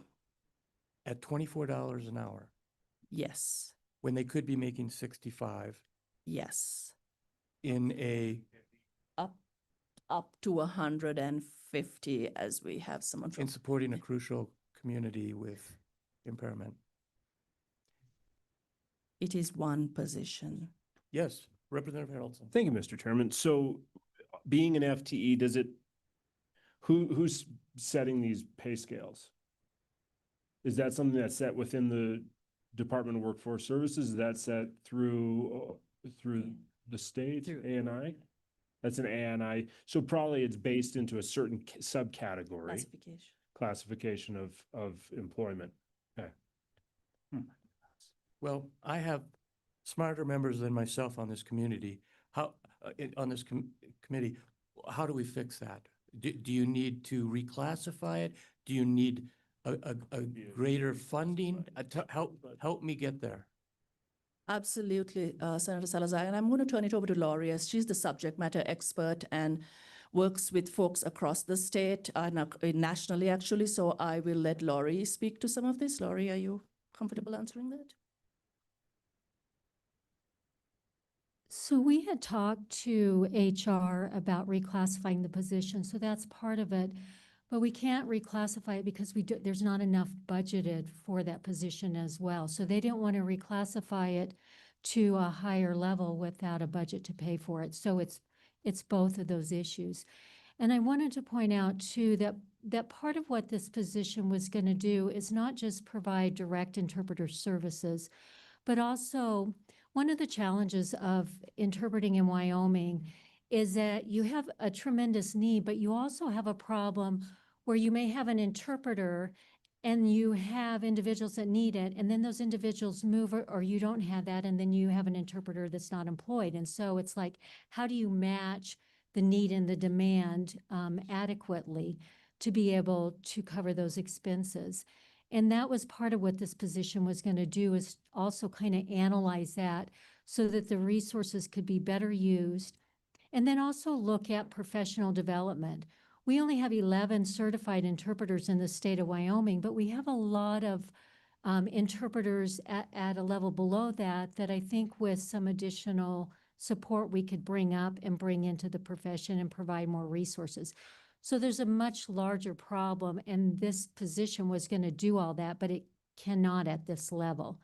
And every single person that interviewed for this position was excited about what the position got to do. They were interested in having that kind of position and being involved in driving the interpreting profession in Wyoming.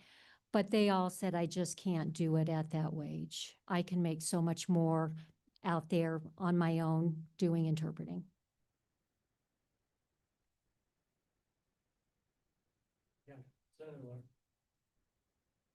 Mr. Chairman, thank you. Can I ask Dawn there, do you have any ideas on how this could be helped, finding dollars for the position? Is this a possibility of B11 or anything like that? Mr. Chairman, Senator Larson, this position was requested by the department. The salary around $24,000, but there are significant benefits that go to that. The total request was for $180,000 for the biennium, or roughly $90,000 per year. But that's inclusive of retirement, health insurance, the cash salary. It would need to be, it was funded entirely with general funds. The agency could conceivably B11 funds. However, realistically, we're approaching the beginning of a biennium, and they don't have vacancy savings or savings from other components at this time. So an additional appropriation is the most immediate a resolution. And that would not occur until, yeah.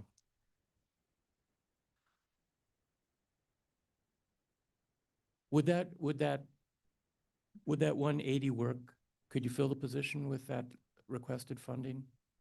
No, you could not? Mr. Chairman, we have tried to fill it with that current level and been unsuccessful. So give me a number. We can get back to you. I think we need to do that hourly rate Okay. and get that back. And then the other question I have is, right now it's one position. Correct. Is that adequate? Here's part of the challenge, and it kind of depends on the vision and how you look at it.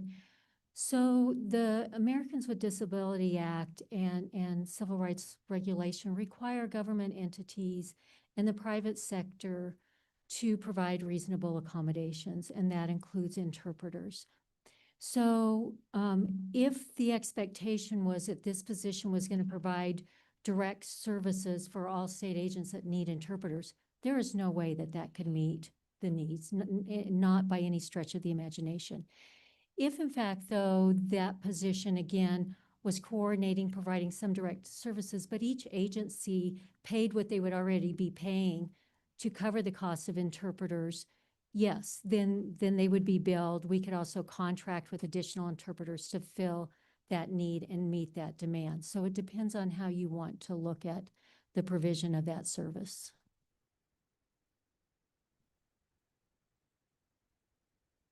Yes, Representative. Thank you, Mr. Chairman. What is the exact responsibility of this interpreter? What are they expected to do? Thank you, Holly. How this position was envisioned is that they would provide direct services if people get, if agencies call, Department of Ed, AG, Department of Health, DWS, we need an interpreter. They can provide direct services. But there's a high likelihood that you could get 5, 10 requests at the same time. That's one interpreter. So they can't meet all that need, so then they would contract with other interpreters to go fill that need. They also would be collecting that data on where are the interpreters needed, which agencies are requesting them, how often are they requesting them, what are the numbers, what are the needs, where are the challenges, how can we recruit more interpreters, how can we train more interpreters, and then kind of develop additional information to further drive and refine how those services are provided.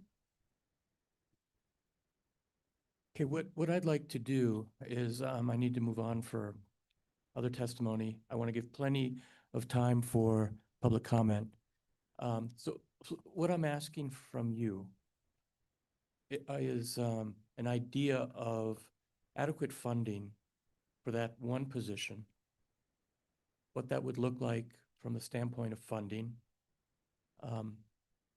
In writing what that individual would do, what the role would be. And then I would also like to know, as you mentioned, which way do you want to go? I would also like something from you with regard to what are the other options of how we look at this? And then any costs that would be incurred by the state if we went down that route. I want options, and I'd like if you could send it to the entire committee as well as the LSO.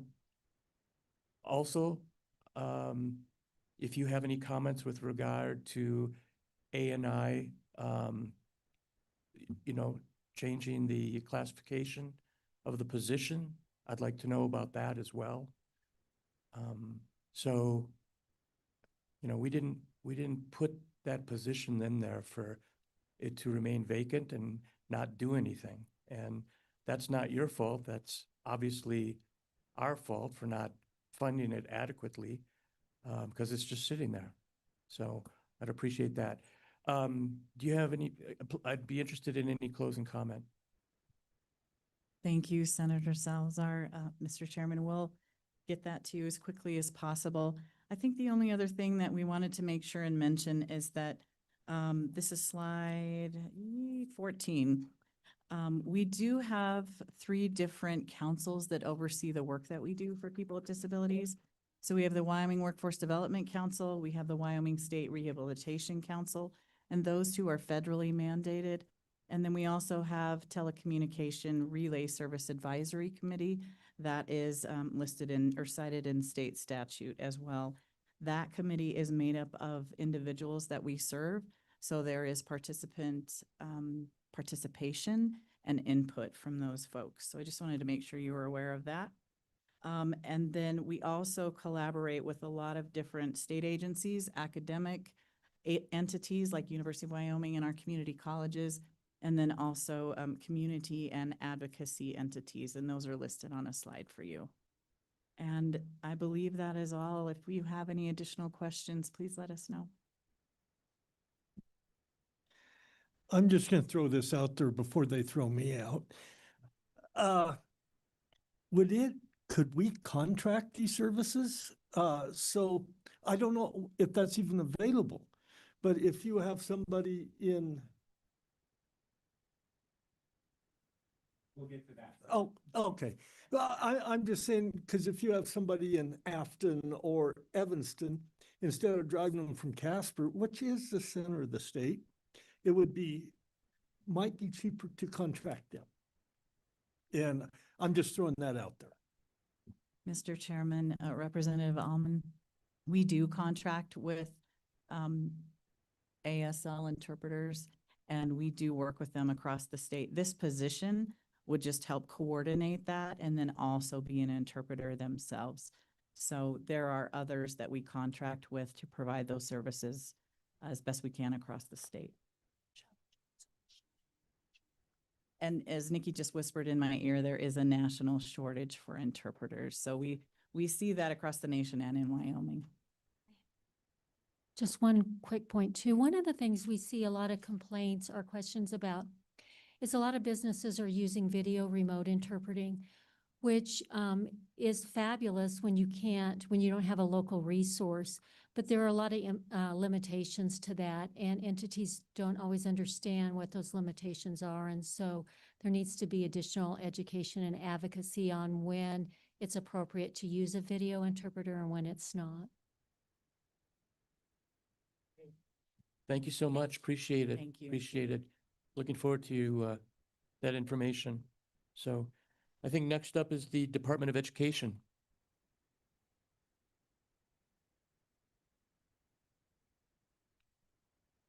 Mr. Chairman, members of the committee, sorry to bother you. Just a little bit of a heads up. If you do go up and speak, if you could just be sure to maybe be closer to the microphone, and also when you're not speaking, be sure to turn off the microphone. Thank you. Thank you.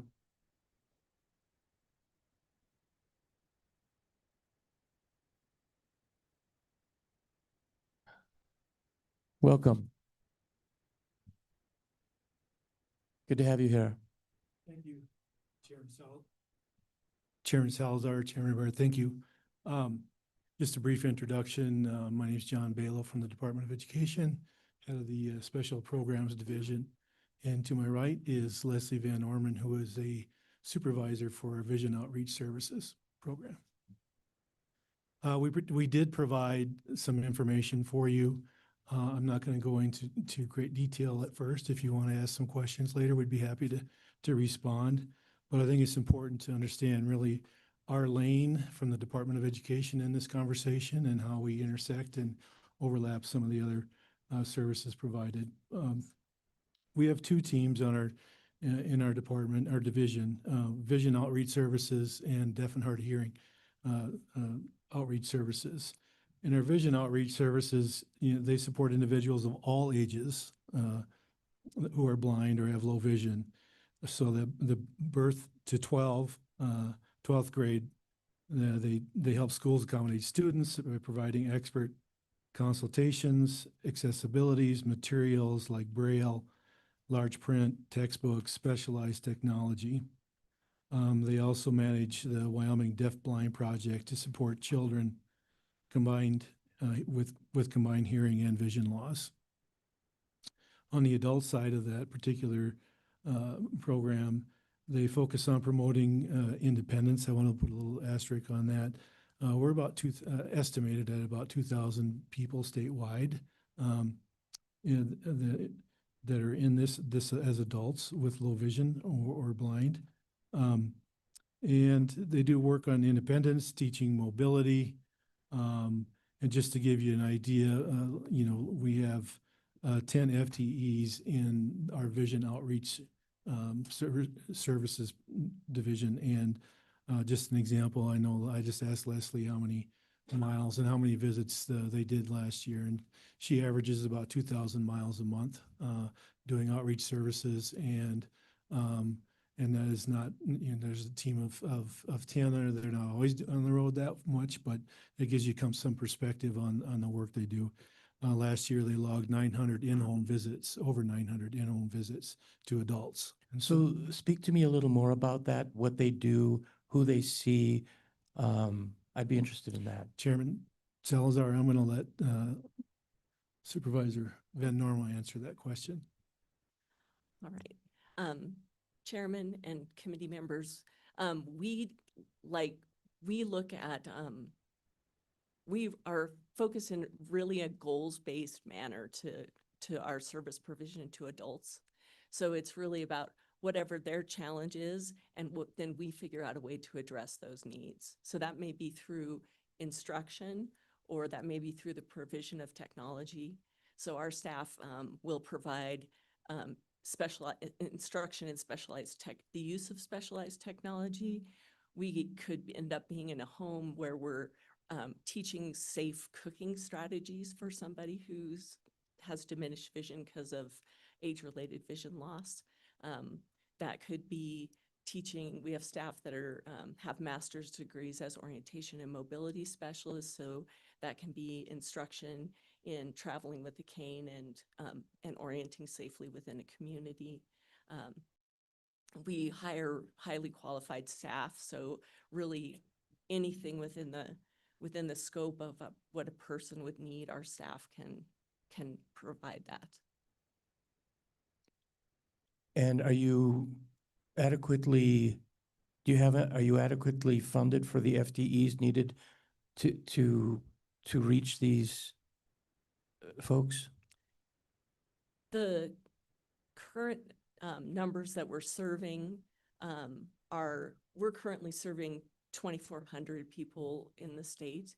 We estimate that there are 8,000 people in the state with low vision or blindness that would be at a level that they would need accommodations and specialized strategies. So the numbers we have right now are serving the numbers that we're seeing. But if those 8,000 people showed up, it would be a bad day. The wait time would be astronomical. So right now, you're not receiving any calls for help in which you're saying, I can't do it because we're not funded. We don't have enough personnel to help you today. we are limiting the number of visits that we can do to clients within a calendar year. So per person. So we try to meet a person's needs within with 6 or less visits and work with them. We do have a mechanism for some cases where we can get approval just through our division leadership team, just as sort of a gatekeeper to provide more services. Those typically are situations where someone has a sudden and complete loss of vision, and there's just so much to do that there's no way it's going to happen in 6 hours of time. So What is your biennium budget for this? Mr. Chairman, for the vision outreach services, we're basically right around 1.5 million. Annually or biennium? Annually. no biennium. Oh, biennium, excuse me. Okay.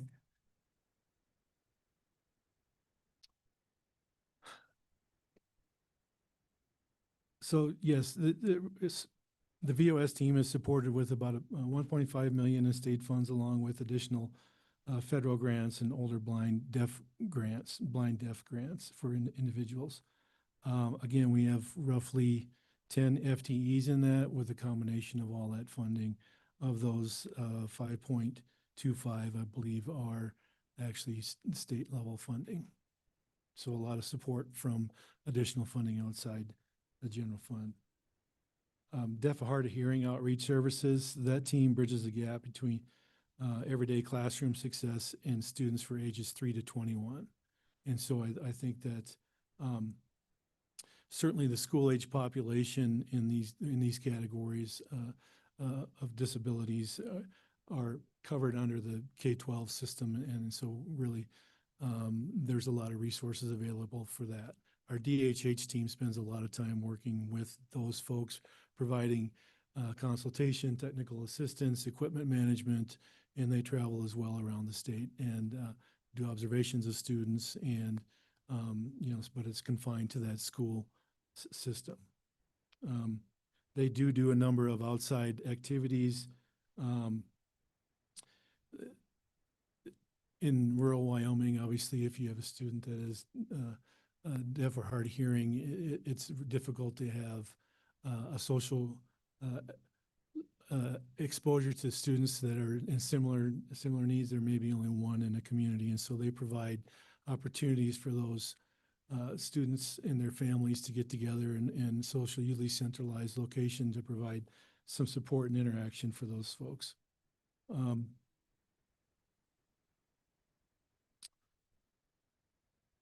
The funding for the adults and the DHH primarily assists of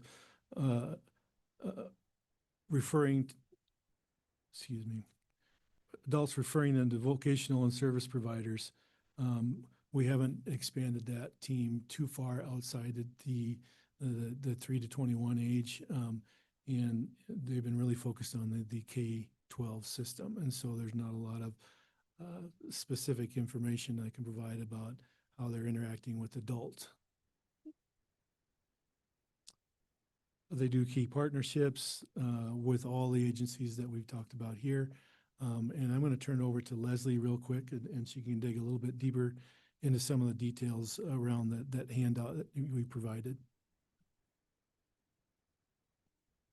In addition to the supports, the consultative supports and training supports to schools that both the DHH and Vision Outreach teams provide, then on the adult side, on both sides, we're also collaborating with many of the agencies that have spoken here today. The people with vision impairments and people who are deaf show up across are touched by every agency in the state. And for instance, we've had a very long partnership in Vision Outreach with the correctional with the Department of Corrections to be able to support them in meeting the needs of inmates who have vision loss or are blind. So we work to leverage the skills of the staff that we have to support people who are blind across the state and being supported by other agencies. Any questions? Representative Sherwood. Thank you, Mr. Chairman. Can you talk to me about the Montgomery Trust Fund, how it was established and how it is used? Thank you. Certainly. That is an interesting story. So the Montgomery Trust Fund was established is the result of of the donation of money through a will to the state of Wyoming that occurred. The death of the will was what came into effect in the 1940s. So the Roy Montgomery was a rancher and businessman in Campbell County, and he had a visual impairment. So he gave his entire estate to the state of Wyoming, and in order to build a home for the blind is what he envisioned. And he also has a great language in his will about the fact that it would be to increase the comfort, independence of the blind. So it took his family was rather shocked that the entire estate had been given to the state of Wyoming, so they contested the will. It took a long time to figure that out, and the decision was eventually that half of the money would go to the state and for this home for the blind, and half of the money would go to his family. So the amount of funding dropped. Well, then there was no mechanism for the state to take a charitable donation or a donation. So then there had to be legislation to allow for the funding of that money to come into the state. And by the time all this process happened, there wasn't enough money to build a home for the blind. So the initial funding was utilized to pay for a wing at the Gotchi Retirement Center in Thermopolis.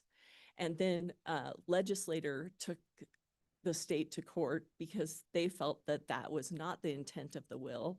It was to serve specifically just people who have vision impairments in the state of Wyoming. So we went back to court at that point. So finally, the decision was made that the money from Roy Montgomery would stay in trust for the state, and until the point that there would be enough funding to build this home for the blind. And the interest off of that trust could be used to meet those really beautiful tenants that he set. So that is used through an application process that we facilitate. So when we need high dollar equipment or intensive training for someone, we help facilitate an application to the trust that is considered by an advisory board to pay for those kind of high dollar pieces of equipment that will keep the people independent. And, you know, you'll get to hear from some people who are blind later on, but I can assure you that they're no longer interested in having a home. They're very much more interested in staying in their own home. So when that does come to fruition, there will be an interesting discussion in the state about what this home for the blind might look like. Great, thank you. Okay, please, anything else? No?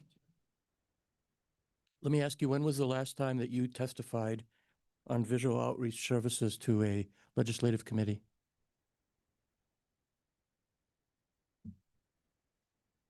This is the first time. Sir. Yeah, that's what I thought.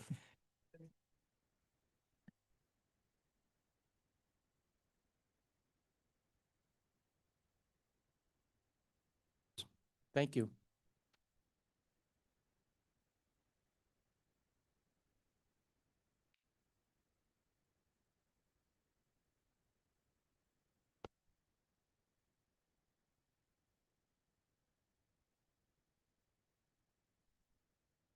Welcome.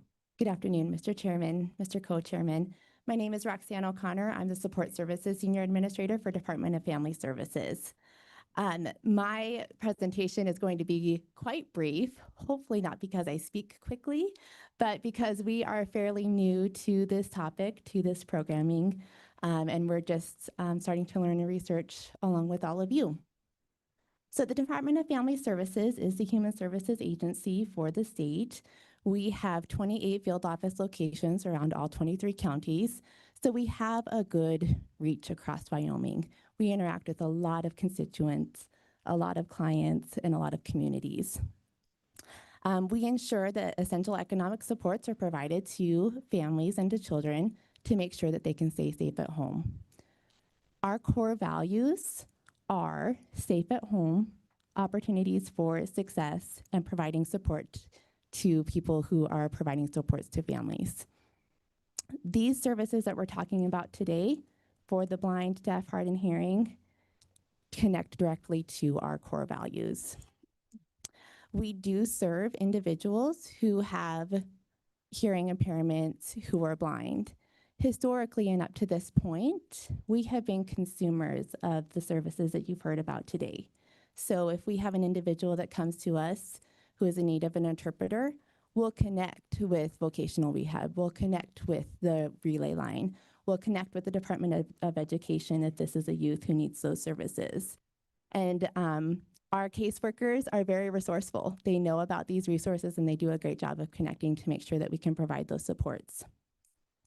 As a result of a footnote in the upcoming 27-28 budget, we are now recipients of funds to be able to help pay for these services and help connect families directly to them. And so we received $75,000 for the biennium starting in the 27-28 budget. We are planning for that funding. We will be releasing a request for procurement for that funding here, hopefully this month. That means, to Representative Alaman's point, we will be contracting for these services in hopes that we can provide these services not only to the families that we serve and not at a certain eligibility level, but to anybody who comes to us, anybody who might come to a different state agency and might be in need of these services.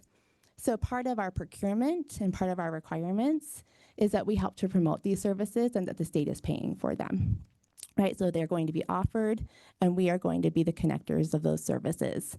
We're excited to be able to do that for not only the families that we serve, but whomever might be in need of these services. So let me ask you, how many families do you think you might serve now? Mr. Co-Chairman, families who are in need of these services. We did a survey of our field offices. We couldn't get an exact amount of that. It's fairly infrequent when we approach these situations, but it is essential when we have to have them. It helps us to be in compliance with the ADA and with the Rehabilitation Act to be able to make sure that there's not barriers to our services or any other services. And when we look at the funding, there's about $75,000, like I mentioned, for the biennium. If we do basic math at $100 an hour, that's 750 hours of services for the biennium. We think that that will probably help to serve the families that we serve and some, but we're going to collect that data once we get a contract in place. We're going to be able to see how many are we serving. Are we unable to serve individuals? That will be a really important piece of information for us. And then we hope to be able to bring that data back to this committee and let you know how we're progressing. Mr. Chairman, with that, we are in the planning stages for an RFP for a contract, hopefully in July when funding comes available to us, with the intentionality to collect data points around this and be able to report back on how these services are going, who we are serving, in what communities, and what service gaps may still exist afterwards. Senator Larson?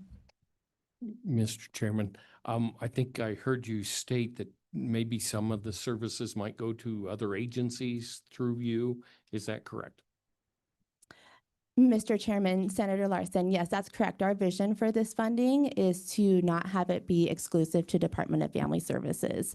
That might be the way that we find out about somebody in need. Other agencies would be able to connect with us. Again, that's kind of the promotion and awareness piece of this funding, but we want to make sure that it is well known that any state agency, any individual who might need these services can come to us and we can get them connected.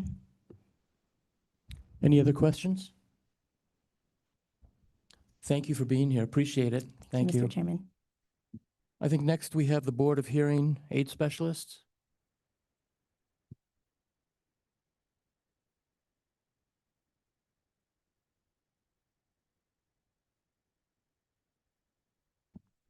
Thank you for having me.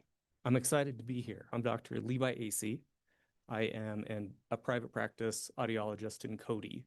And I was super excited to see that the state is considering doing a deaf and blind commission, because I think it would really help to organize and help professionals and people in need identify services and get those distributed more effectively. If I may, I would like to start with a brief demonstration. Scott Four is here. You're going to hear from him in just a moment. He has got a really great,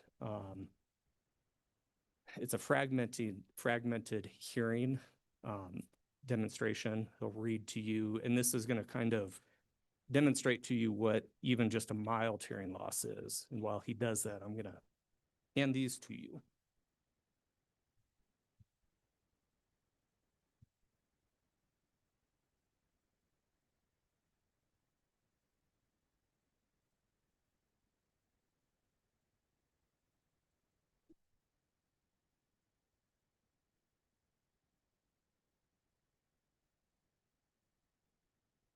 Would you like me to start that right now? Yes. Thank you. Okay.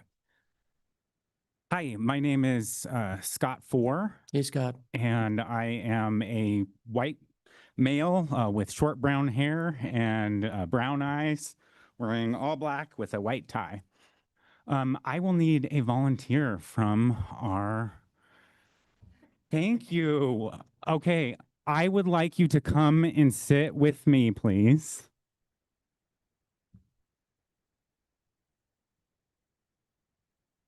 Okay, go ahead and take a seat. Hi. Okay, Representative Sherwood, you are actually in Laramie and I live in Laramie, so I'm excited to meet you face to face. Okay, so you are in high school and you have to write a 5-paragraph essay. I would like you to listen to the story that the teacher is reading aloud. I want you to go ahead and read this story.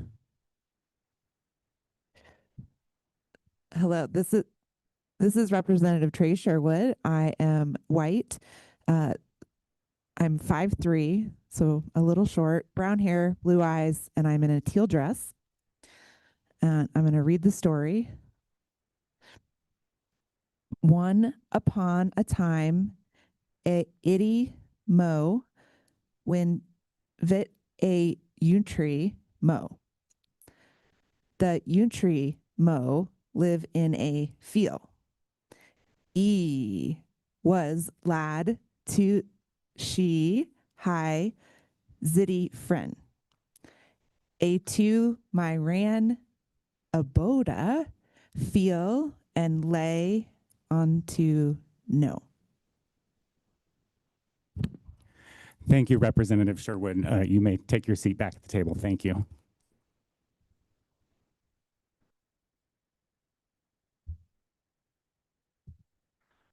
Okay, so this is Scott again. So this is just an illustration of a student who is, this is in a quiet space, by the way, so not a classroom, what they would hear with only a little bit of hearing loss with 25 decibels of hearing loss. That's our demonstration. Okay, so now I, as the teacher, am going to read what that actually said. Once upon a time, a city mouse went to visit a country mouse. The country mouse lived in a field. He was glad to see his city friend. The two mice ran about the field and played until noon. So that's 1, 2, 3, 4 sentences. All right, Representative Sherwood, I would like to have your 5-paragraph essay on my desk before the end of class. Okay, there you go. Thank you, Scott. If I could have you, if I could have you all take a look at the audiogram. This is what we use in audiology when we test hearing to kind of map out a person's hearing. 0 is what's normal. 0 to 20 is what we consider the range of normal. A mild hearing loss, a 25 decibel hearing loss, is only down to 40 decibels. It's difficult as someone with normal hearing to really understand how difficult it is to be able to understand and just participate in life when you have hearing loss. A severe hearing loss begins at 70, 90 decibels is a profound hearing loss. It's very confusing because people often want to think, oh, I've got a 20% hearing loss or a 40% hearing loss. This is actually a logarithmic scale. So these are powers of 10, each of these. So to go from 0 down to 70, it's 10 million units softer.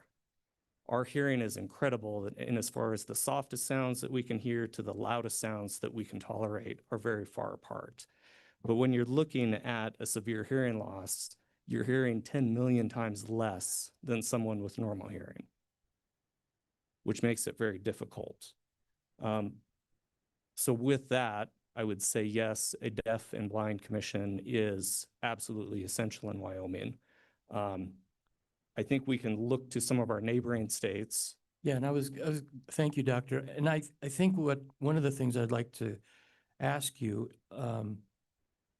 this committee is obviously not health and labor. This committee is appropriations. And that was very useful, and I appreciate that. I wanted to know if I could, two things.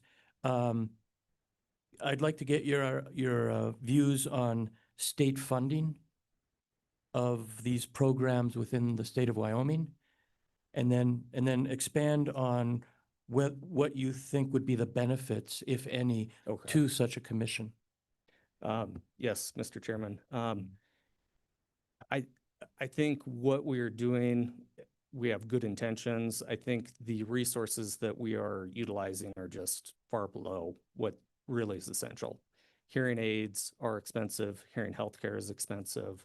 I don't want to throw DVR under the bus or things like that. There are some of these resources that I don't feel like we can totally utilize, like the Children's Hearing Aid Program. I don't feel like I can afford to see those patients. With DVR, when I took over in 2019 at my practice, I was getting 3-4 referrals per month usually. Now I'm not getting any. It had kind of turned to where they were referring patients to Costco in Billings.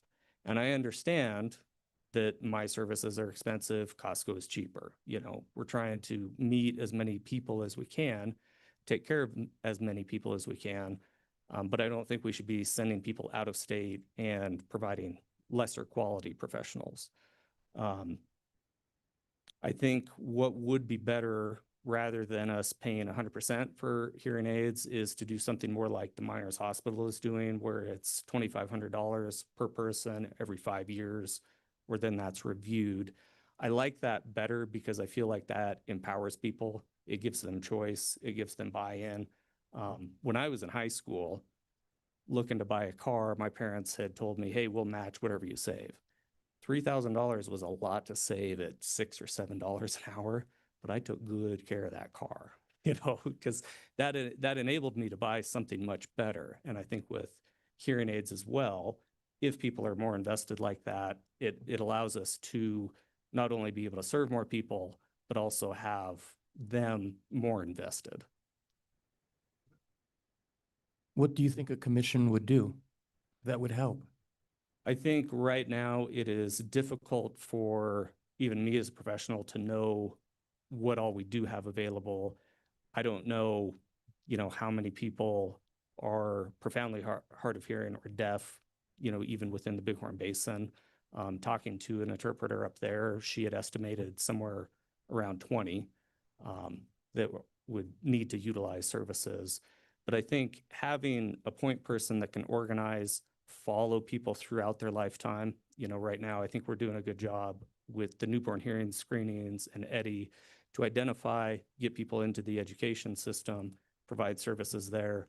But if we can expand that and then I think have a better understanding of who's in the state that needs resources and then how to get those utilized and to the people who really need them.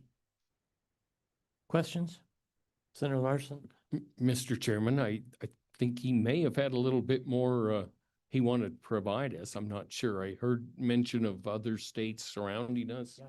Could you continue on that? Yes, just a Senator tad? Larson. So there are, as we look at the other states, I'm also Wyoming's ambassador for ASHA's Committee of Ambassadors. That's the American Speech and Hearing Association. They're one of the big national boards for speech and hearing.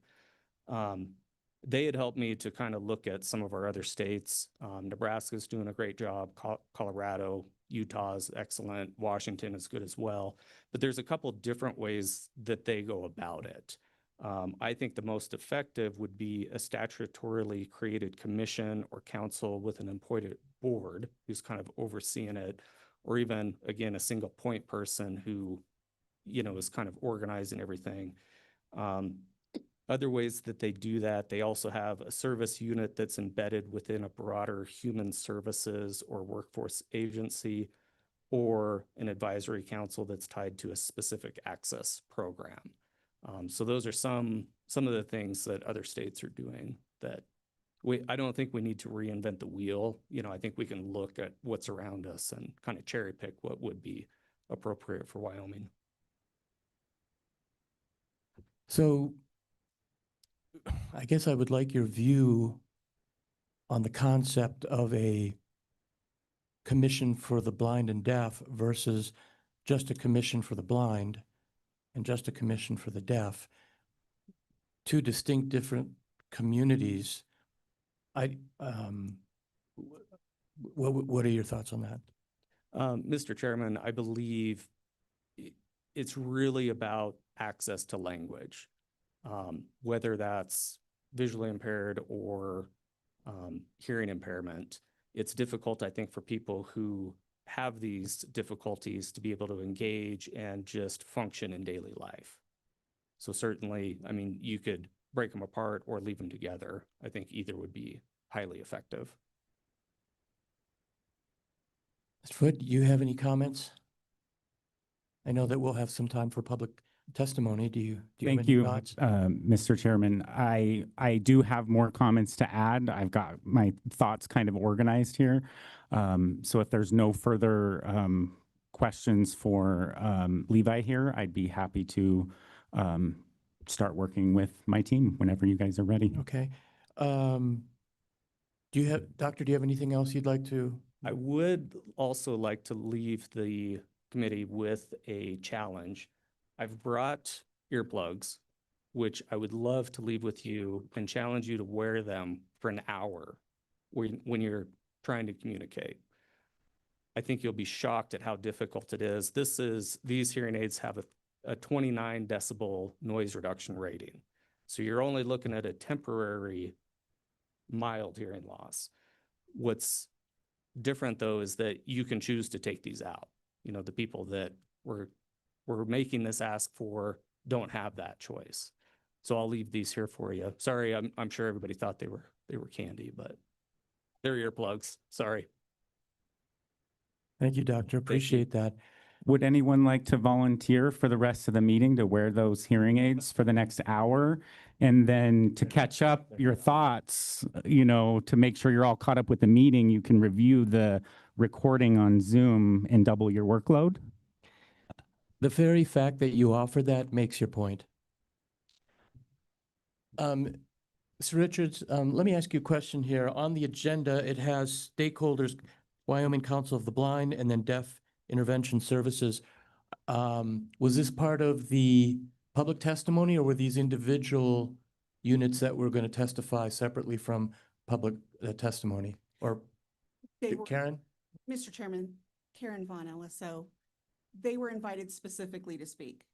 However, before we get to them, you do have a member of the Board of Optometry as well. If you want to go ahead and take that, he's online. Let's do that if he's online. Welcome. Good afternoon, Chairman Salazar and Co-Chairman Bear. I'm Joseph Maycock. I'm a licensed optometrist in Gillette, Wyoming, and I'm the current president of the Board of Optometry. Well, good to have you here. Please, we'd love to hear from you. Yeah, so I was asked by the A&I division to just be available for your questions. And I wasn't really sure what the purpose of the meeting was, but I guess there's maybe a proposal to start a state commission for the deaf and the blind.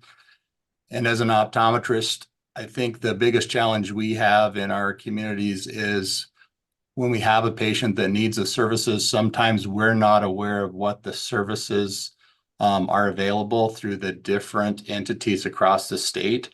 And maybe just having a commission for the deaf and blind where those services are more centralized, there might be a possible way to better educate providers like myself to improve access to the care. And I think part of the reason we don't always get the patient to the right care is we just don't know what's available out there through the state and federal agencies.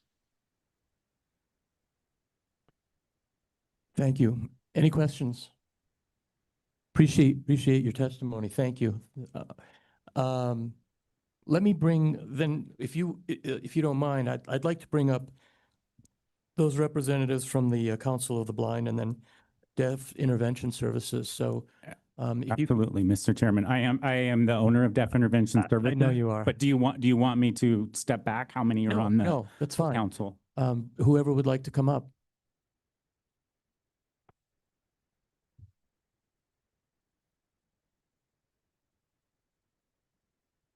And you just take whatever time you need to come up.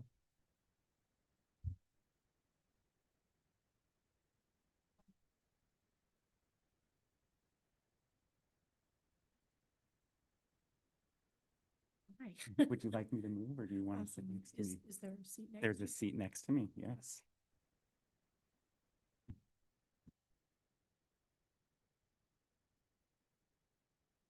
There's an additional seat next to me. And there's a seat next to me that someone else is sitting in. And then you can sit right here in the middle between us. Right behind me. Right here.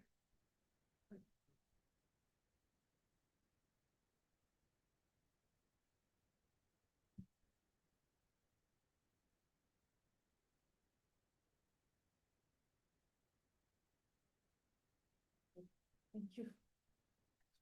You're totally fine. I'm going to go ahead and adjust the mic for you if you don't mind. So that way you have access to the microphone. Well, welcome to you, and thank you so much for being here. And you just go right ahead, and we'd love to hear your comments. And please proceed. Thank you for having me. And I'm sorry that I won't be able to acknowledge who is That's making fine. You're comments. good. So I'm certainly not being disrespectful. My name is Dr. Cheryl Godley. I'm a psychologist in Casper. And I have served as the president of the Wyoming Council of the Blind for the past 3 years. I began losing my sight when I was 17. And when someone loses their vision, every aspect of their life has adaptation required to it. Personal living skills, daily living skills, orientation and mobility skills, multiple ways of learning and communicating, identifying assistive technology that will work for you, and then learning how to use it. The people who teach all of this are the consultants at Vision Outreach Services. They are highly qualified individuals who are trained to know how to help us live independently. They are dedicated, hardworking people, and the quality of the services that they provide is outstanding. I'd like to say a few words about service delivery. The services that are being delivered, there are 80 people who are being actively served right now or are waiting for services. 30 of those people are waiting for their initial visit. If a case is opened or if a current client requires more services, they are seen within 2 to 6 weeks. So the service delivery system is working. However, that system is very fragile. And what I mean by that is it is very vulnerable to internal and external factors. For example, if there is a large project happening at VOS, the time for the consultants is taken away in terms of services given. If a person lives a far distance away from one of the VOS offices, then their services are longer to wait for. If a consultant is in a geographic area and the person is not available, then their services will be pushed back a month. If a consultant happens to have something happen in life, which is natural, and requires extended leave time, or if somebody wants to retire, then the service delivery system is stressed. The consultants are trying to cover for each other, for the people who are not there. The time that services are given extends and the wait list increases. The variables, in fact, there was a time where there were 150 people on the wait list, and it was taking 3 months to get those services. So some of those external variables affect a lot about service delivery. Another of those variables would be that we have a whole generation of baby boomers who are aging, and with aging comes age-related vision problems and sometimes sight loss. Even so much as referrals. Sometimes referrals are a lot, sometimes they're less, and that will affect the service load. But as we look at a service delivery system, it's important to look at what the research says. And what the research says is the sooner services are given, the more likely the individual will be able to learn how to cope with their vision loss.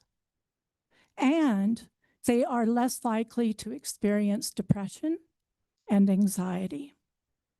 So if we look at what VOS offers us, they offer us outstanding services, and they have a system in place.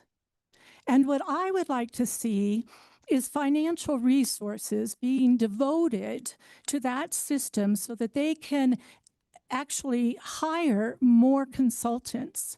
Because what that would do is stabilize that service system. It would provide more services, and it would serve more people. Thank you. Thank you so much. Appreciate that. Any questions? Representative Haraldson. Thank you, Mr. Chairman. Thank you for joining us today. You have a beautiful dog, by the way. That's Fern. Well, it's fun to watch an amazingly trained animal that is a great friend. So when you say financial help to make reality out of maybe easing that burden and load, when you say that, do you have numbers? Do you have an idea of what you're actually looking at or looking for? Or You know, I don't know the details of that, but what I would say is enough money to bring 3 or 4 more consultants in. The system is, I look at how these consultants work, and they work so hard, and they provide services for multiple people every single day. And it would be nice if they could take a breath also. So I don't know that. You know, the person who would be best to address that might be Leslie Van Norman at VOS. follow up? Thank you. Thank you for that information, and Thank our you. LSO staff would ask that we just maybe take a dive into that and look, and just appreciate, I appreciate your willingness to make the journey and be a part of the conversation. Thank you very much. Well, thank you for having me here. Sir, thank you for coming. Would appreciate hearing from you, sir. Here. Sorry, didn't see you there. No, no. Touche. Please go right ahead, and thank you for being here today.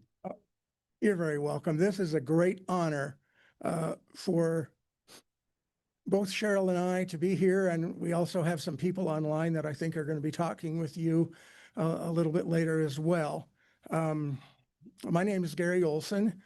I and my wife Eileen live in God's country, which is Powell, Wyoming. I'm totally blind. I was born 2 months premature in 1953, before they discovered what to do about premature babies who get too much oxygen in the incubator. So as a result of that, then my retinas were damaged. I guess I don't know where my microphone is. You're good right in front of you. Am I doing good? You're doing great. Okay. So, so then I was very, very blessed to have parents, if I might tell you, who were very forward thinking, I would say. When my mom was told by the doctor, for example, that I was blind, she said, well, we're going to raise this boy just like we would any of our other children. And that's exactly what they did. I had to write a sociology paper when I was getting my bachelor's at the University of Wyoming, and it was on the sociology of blindness. And so I called up my mom and I said, Mom, what kind of advice did people give you when you were raising me? And she said, oh, you know what, Gary? She said, people told me that because you're blind, I needed to make you wear a helmet because you might knock yourself out when you were walking around the house.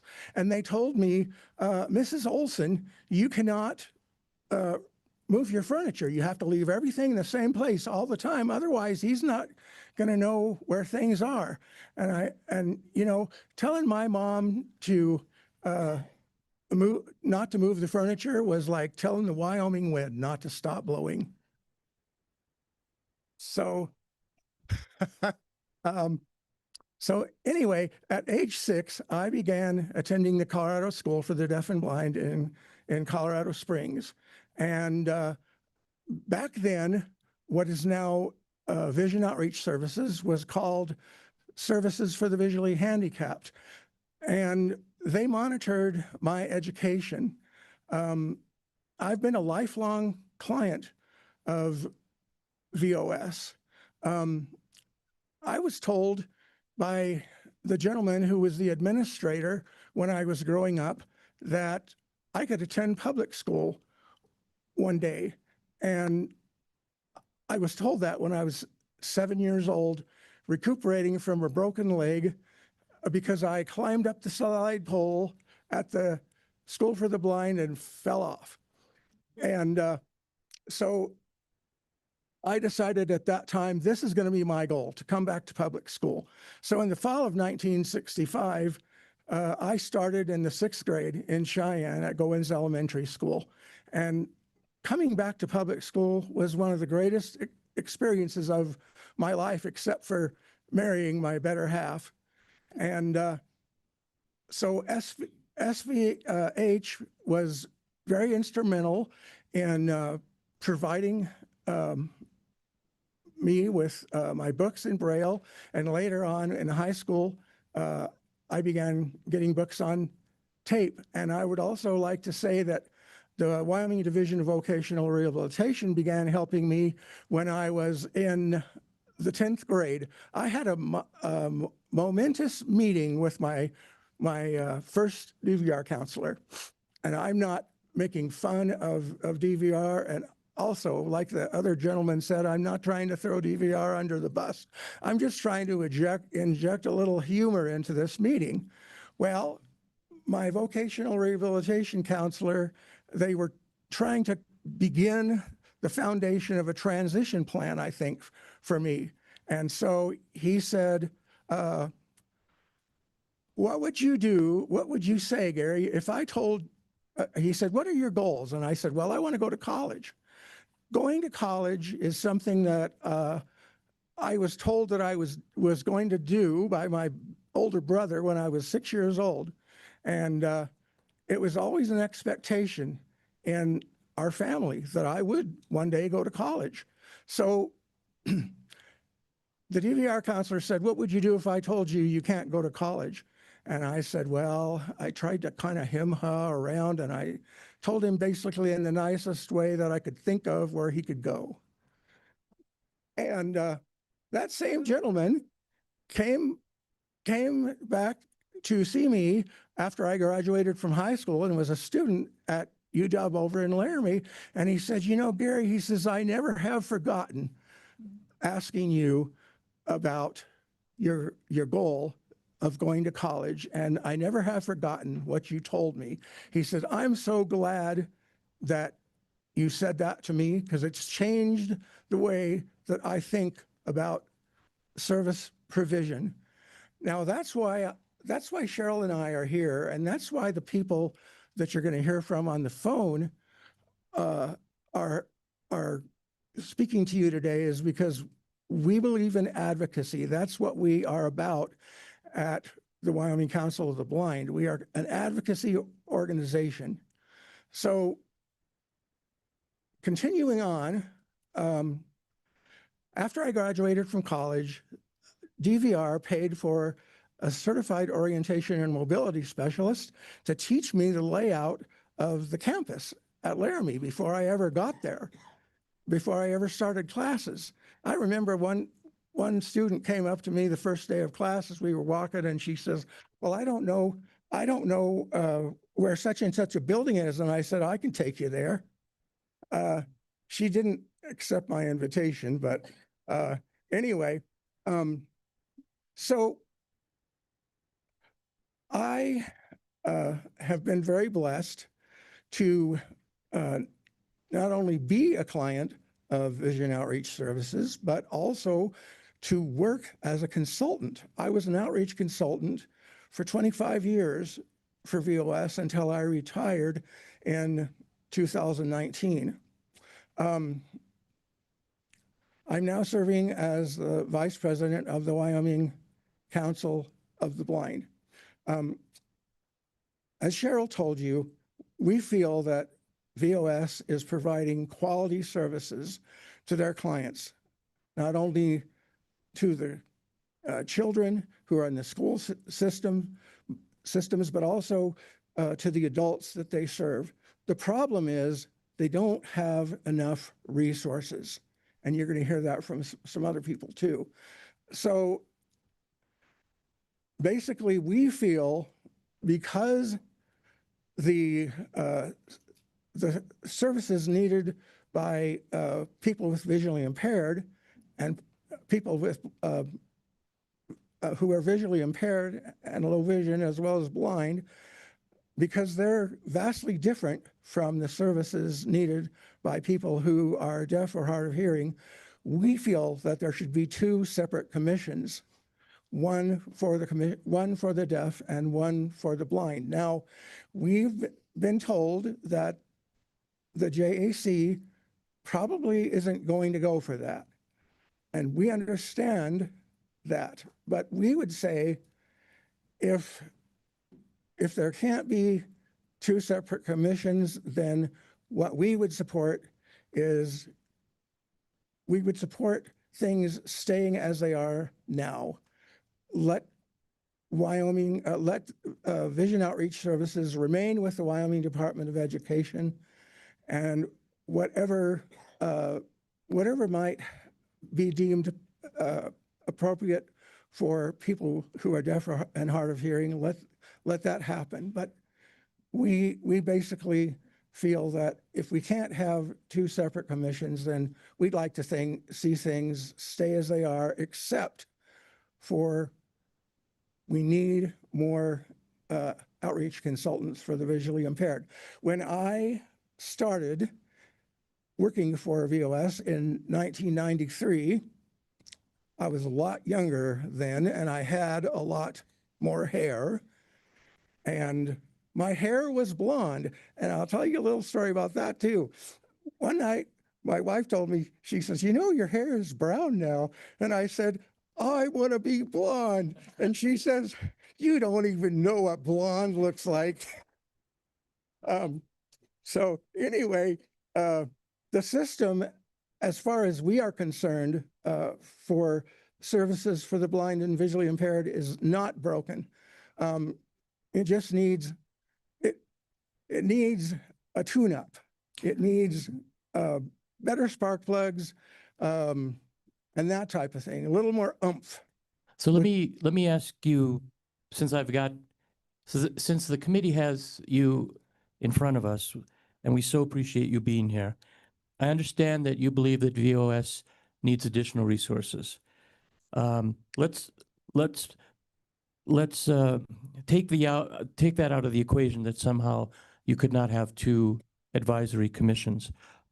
If you did have two state advisory commissions that met, let's say, on a semi-annual basis, simply an advisory commission, it's not restructuring anything that we currently already have, but simply allowing those in your community to advise state agencies on what additional challenges you face. Is that something that would be useful or not useful? Either one of you. I'll defer to Cheryl. She's hot to trot Okay. here. It might serve a good purpose, but here are some things that I have to think about with that. And that is, if someone is going to be telling Vision Outreach Services what services or what needs to happen. See, I didn't know what to say about the commission because I have no idea what this commission might look like. If the individuals who would be on that commission are highly educated in the area of visual impairment and understand the needs of the BVI community, and if those people are sensitive to those needs, then they would probably have something to say. Or I would say, or if those individuals are themselves people who live with blindness and visually impaired, they would have a greater understanding. My fear is that there would be some group of individuals who really don't get what it means to be blind or visually impaired. It permeates through every single part of our lives. So that would be one consideration. Sure. Anything else, Gary? Gary? Yes, thank you for letting me catch my breath. You know, when you're a senior citizen and you don't sleep too well at night because you worry about things, that's important. So anyway, one thing I was going to tell you, and I got sidetracked, is that when I first started working for VOS in 1993, we had, I believe, 6, maybe 7, Leslie might correct me, I believe there were 6 or 7 outreach offices. Now we have an office in Cheyenne, we have an office in Powell, and we have an office in Lander. Am I correct about that? Casper too. Pardon? Casper. Casper too, yes. How could I forget my dear friend Laurel Henry, who is also totally blind and works down in Casper. So that's why I'm saying, and I keep coming back to the same thing. That's why more consultants are needed, because they have more clients now, because they have the senior blind program, which was being served by a completely different entity when I first started. So I just like to say in conclusion, thank you so much for allowing me to be here today. It's been a tremendous pleasure. Thank you, Senator Salazar, Co-Chairman Bear, and the members of the JAC. Wow, you two did great. You great. Any questions, Senator Larson? Thank you, Mr. Chairman. Good to hear from you, Gary. Been a while. We worked in the same buildings there in Powell for a while. But thank you for coming up and your testimony. You're very welcome. So I think there was not any intent by the JAC to form any type of state commission unless we heard from the community that there was actually either a desire or need.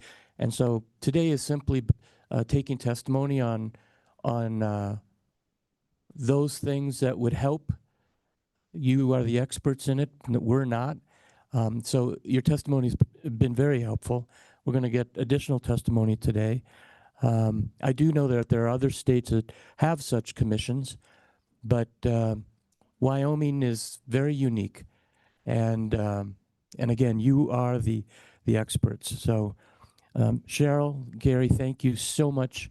It's a great privilege to have you in front of us, and I hope that in the future, if you have any ideas or thoughts about these issues or funding, that you will not hesitate to tell the Joint Appropriations Committee where you think we're doing right and where you think we're doing wrong. So with that, any questions from the committee before we move on? Yes, Representative. Thank you, Mr. Chairman. Representative Smith. I was waiting. All right. Thank you, Mr. Chairman. I am Representative Scott Smith, charming, young representative, have a charming smile, not as great as Gary's, but I want to thank you for being here. Also being an individual living with a birth defect. Mine is physical with limb impairments, and I walk with crutches.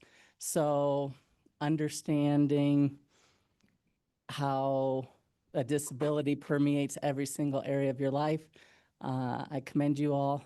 Two separate questions. One, do you guys utilize any of our state agency websites, and how could we improve those? Because I know that's a direction that the state has. According to our IT departments, there is an unknown number of web pages that the state manages. And so it would be interesting to know how could our state websites, with all the different resources, benefit you, would be one.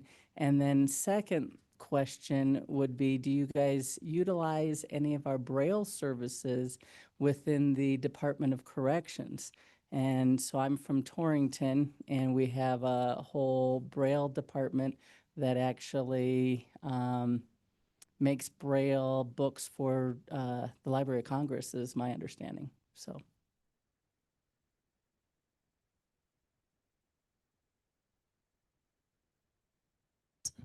In terms of the website, one of the things that the Wyoming Council of the Blind did when I came on board was I wrote a proposal for a grant, and it was funded by the Natrona Collective Health Trust.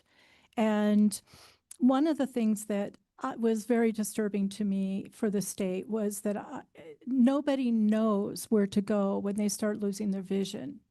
So we put together a website that has a resource tab that identifies all the sources that we're aware of and where people can go. So anywhere in the state, if someone is losing their vision, their family members, friends can get on the website, and it will help to direct them. And of course, a lot of that goes directly to VOS. But as far as all of the other resources. We don't have all of them on, but I think that would be a fabulous idea. And it would take a while for the word to get out, but it's not only for the people who are losing their vision, it's for the other service providers, because I think sometimes they get working independently. They don't get to talk to each other. But oftentimes I receive phone calls from YCB that says, you know, where do I go for this? Who do I talk to for that? And I try to guide them in a reasonable direction. But to have some sort of centrally located resource would be wonderful, I think. And like I said, it would take a while for the information to get out. As far as the use of the Braille from the corrections, I got a booklet from the, it's now Assist and it's Link, but I know that the city of Casper used that service to provide the Braille for those of us who are Braille readers. But other than that, no. And of course, as far as the National Library Service, I'm using that daily. I read my books, magazines, and so I get a lot of material from NLS. Great. Any other questions? Any other questions? Again, Cheryl and Gary, thank you so much for being here. And I will tell you this, that your words will not leave us.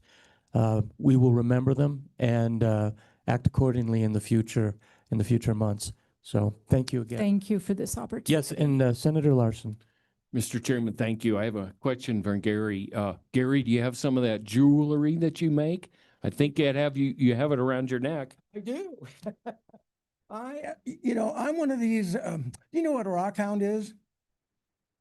A rock hound is a person who has lost all of his marbles. So he replaces them by putting rocks in his head. So since I was 14 years old, I've been doing lapidary work, which is cutting and polishing stones. And it's something I love to do. It's my passion. It's my therapy.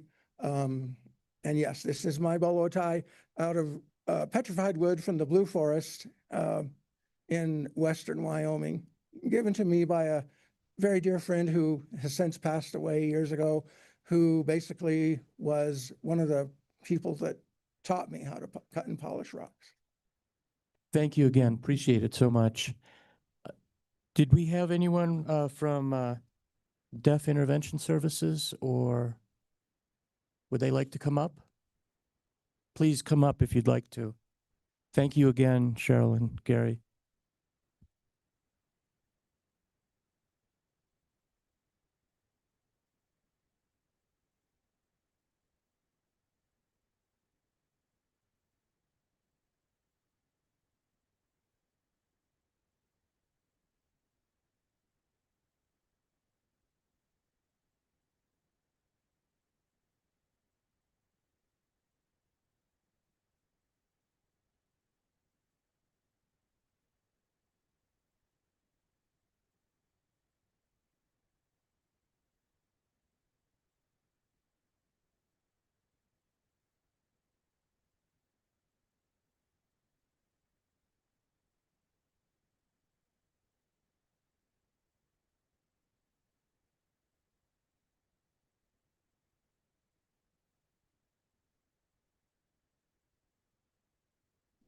Welcome.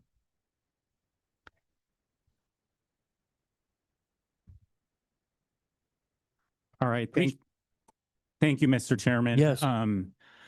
So Deaf Intervention Services is definitely grateful and delighted to present our concerns to the Joint Appropriations Committee for this interim session. My name's Scott Four. I already said I'm a Caucasian male, hair, blah, blah, blah. But I am a licensed teacher of the deaf. I am a CEO, and I am a BEI certified interpreter. I work with I've worked with deaf children and adults for about 20 years in more than 10 states. I have a master's degree in deaf education, a post-baccalaureate in pre-matriculation in pre-medicine, and a bachelor's degree in health science. I've been a medic in the National Guard, in the Army, and the Air Force for a total of 20 years.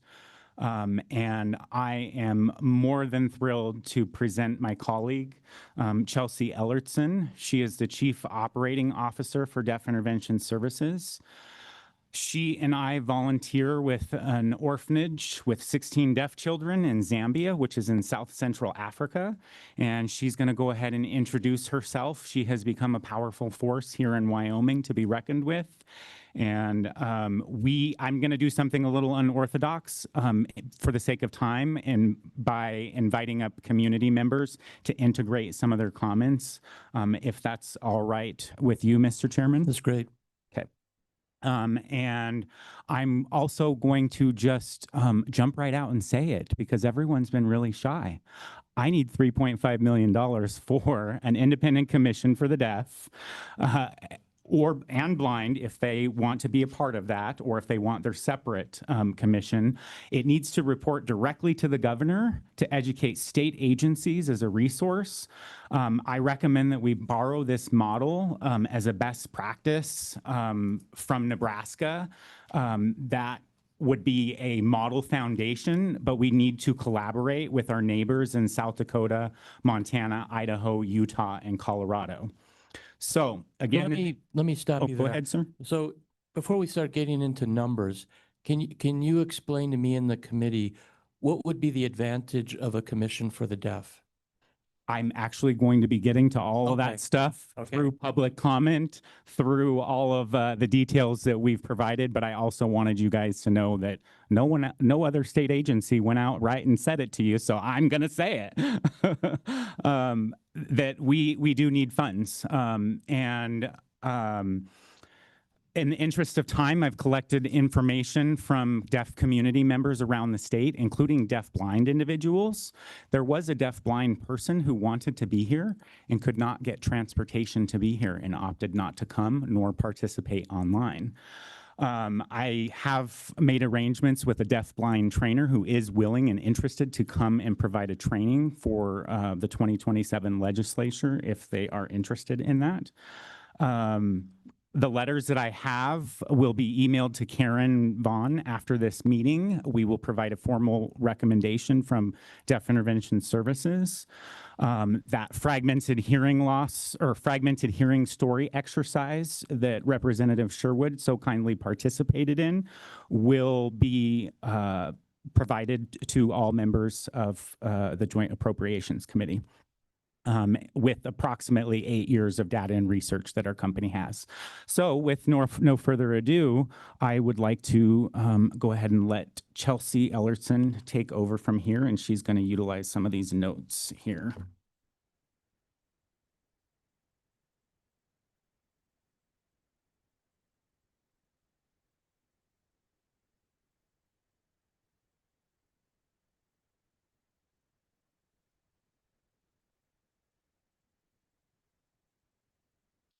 Hello, and thank you all for allowing me to be here. My name is Chelsea. I am a Caucasian woman with a black shirt and a name tag and glasses, and I have short brown hair.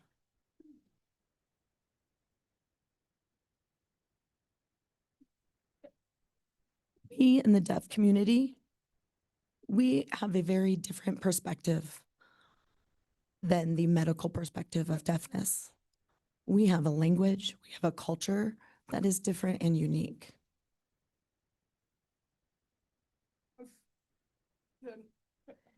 To label us as hearing impaired is not the label we choose. We choose to say we are deaf, we are deaf-blind, or we are hard of hearing. The deaf community tends to accept those three labels as the community as a whole. We need a commission. We need commission support. We have a unique culture. We have a unique language. And so being able to read in English, that is a second language, most of us want to sign. And having a commission that can support those services.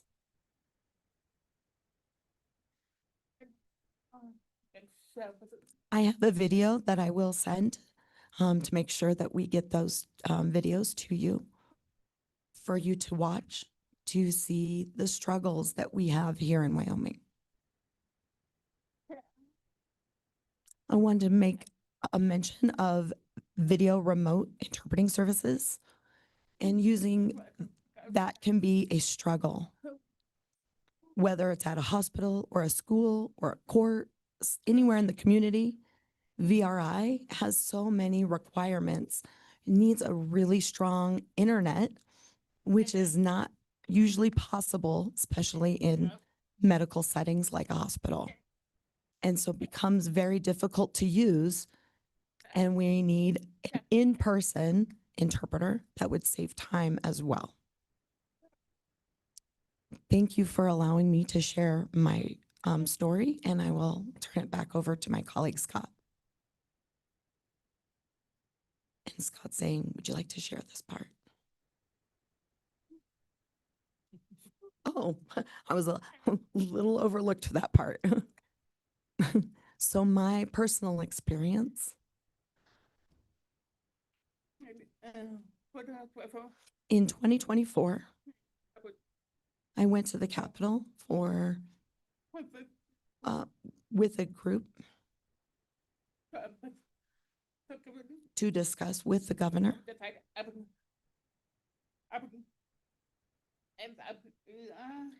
Unfortunately, after those communications, I ended up in the ER, and I did have face-to-face interpreter. I wasn't sure of the services because I am from Casper, Wyoming, and I was in Cheyenne in the emergency room there. I had to do some x-rays. I unfortunately fell and hit my head. And then I couldn't see like a step down warning. I missed a warning and took an unfortunate tumble. When I was at home a few months later, I went to the ER again. I was still having issues with my neck.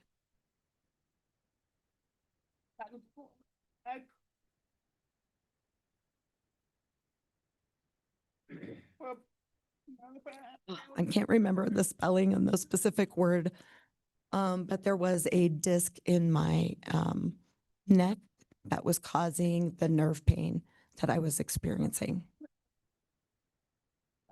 So I was at an ER twice. And then I got an MRI at the second visit.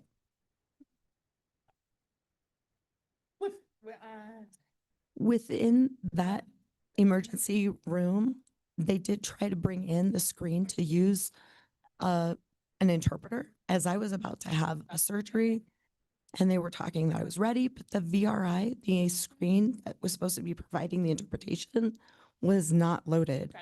It wasn't doing anything, and then the doctor left before I ever had the access to that communication. So without that communication, I was very lost in what was happening. Once I got the interpreter up on the screen, I was trying to make sure I could get the doctor, but then I couldn't find the doctor. So the doctor was ready and the interpreter was not. And then the interpreter was ready and the doctor was not. And as soon as the doctor came in, the screen went blank. So it's a very, very frustrating experience. And I wanted to make sure that I shared that testimony with you all today. A commission for the deaf and hard of hearing would be able to provide those supports for what services are needed and appropriate ongoing, specifically for hospitals. The deaf community needs that access. And a commission, I believe, would support a lot of that. Thank you so much for listening. Thank you for sharing, Chelsea. Mr. Chairman, does anyone have any questions for Chelsea while I go ahead and get ready for our next? Any section? questions for the witness? Anyone? Yes, Representative Sherwood. Thank you, Mr. Chairman. Chelsea, thank you for being with us today and for sharing your story. I'm sorry that you had that experience. And I hope that you're feeling better. I hope you're getting the medical attention that you deserve.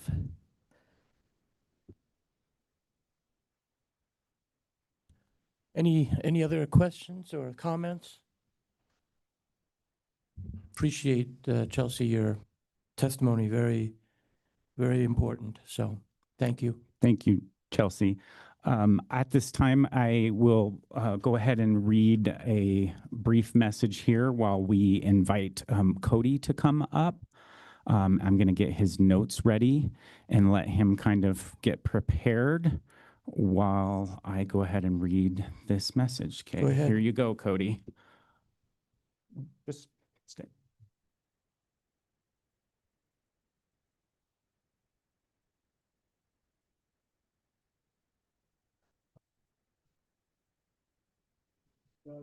Hi, my name is Cody.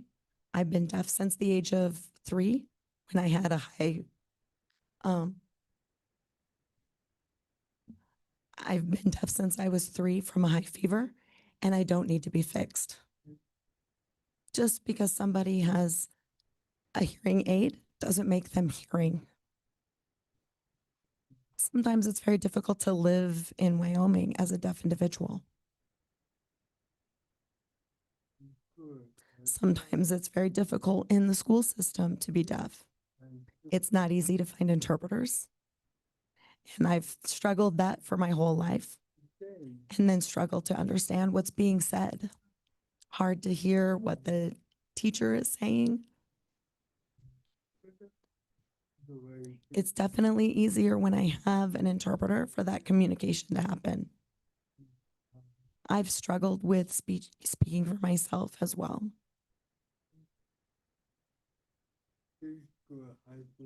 I was able to finish high school, and I am a triplet myself, and I am the only one that was able to graduate, which, thank you. And my goal is to go to college. I want to be a vet tech I want to be able to help animals. Before going to college, I did try to apply to jobs.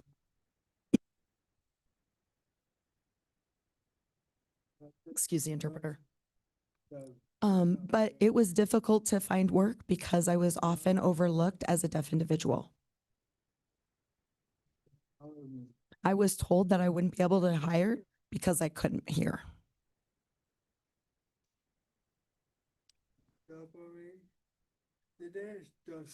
I tried even applying to the local subway, but they again did not hire me because of that, because I need to have an interpreter for the training aspect.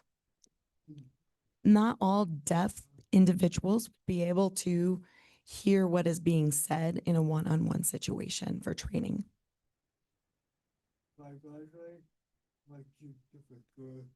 And I tried several different schools. We moved to try to find appropriate education.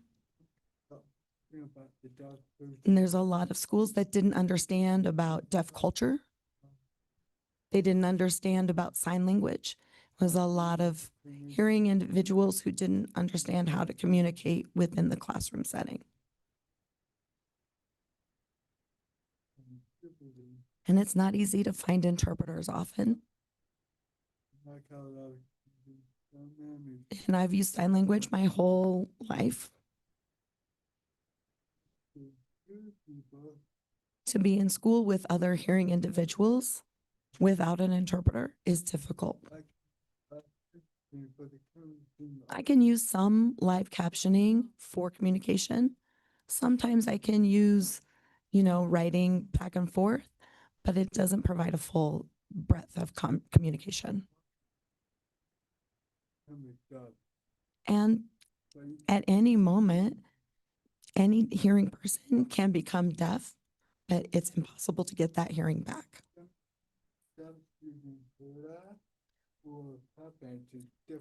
There are deaf individuals that can utilize cochlear implants and hearing aid technology. And that can help to hear certain sounds, but once those are removed, they are fully deaf again.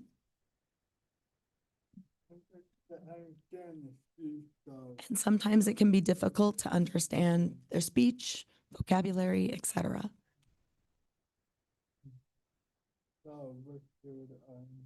And sometimes even with the hearing aids, there's very limited in what is being heard.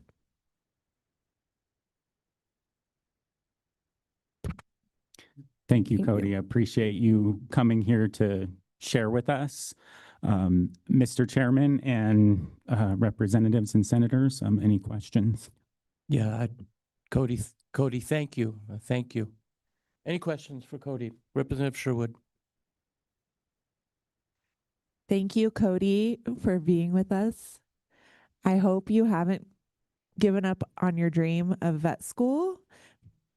Good, because we need more vets in our state. Your skill sets are needed here in Wyoming. Cody. Again, I as the Appropriations Committee, we deal primarily with funding. And so we're going to be very open to hearing testimony, at least for a little while longer, on either the advantages or non-use of a commission. That's what I'd like to see us focus in on. And if you have any thoughts, on that particular issue, we'd be very open to that. But I will tell you that the JAC would not entertain that idea unless there was some type of support within the community that would think that there would be some need or advantage to the community. So if you have any thoughts on that, additionally, we'd be open to hearing that.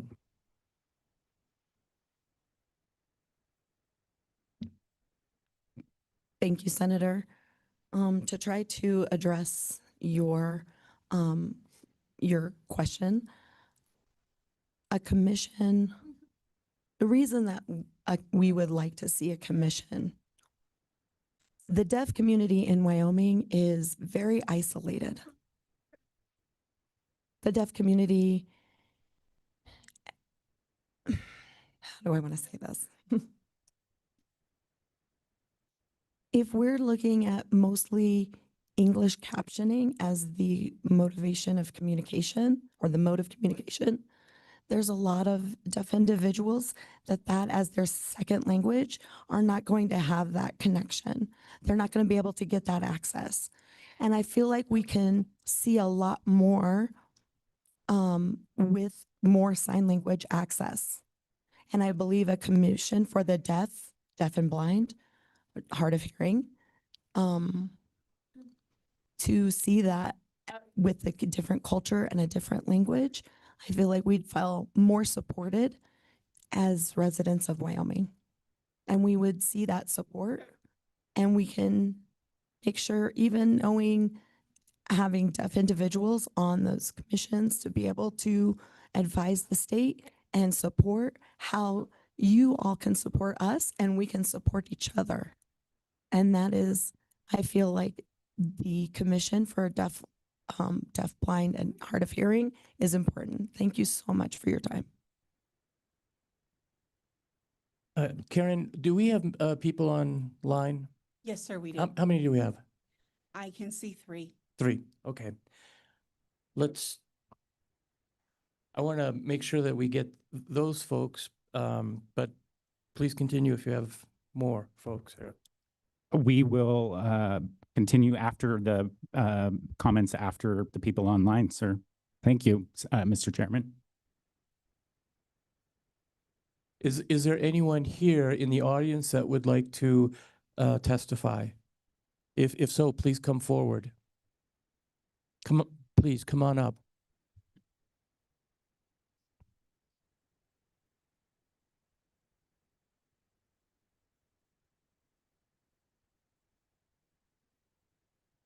And if you need to, just add another chair.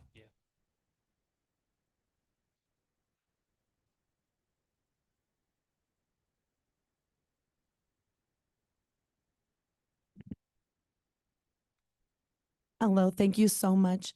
I'm Paula. I am from Cheyenne. I want to let you know how important a commission would be. I have a couple examples, one being in court.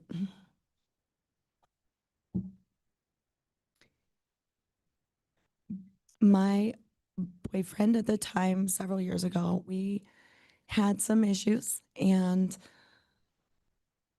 I had left the house after fighting and the sheriff showed up at my house. When I opened the door, I tried to communicate that I was deaf. They asked me to step outside, but they continued to talk without me being able to understand what was being said. There was a claim that my boyfriend had made that I had scratched him, that he had scratched on his neck, and that I had abused children. There was a lot of things that were being said. And as they stood there and talked to me about what was happening, they asked me to turn around and they put my hands, excuse me, they did cuff me and I tried to explain. I couldn't even sign. I couldn't communicate. I tried to tell them that my son was in the house, but I couldn't even communicate anything as they had me in cuffs behind my back.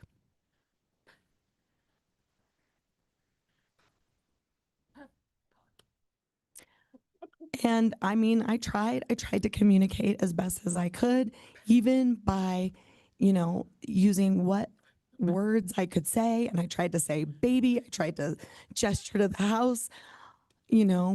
My daughter was 16 at the time. She was in the bedroom.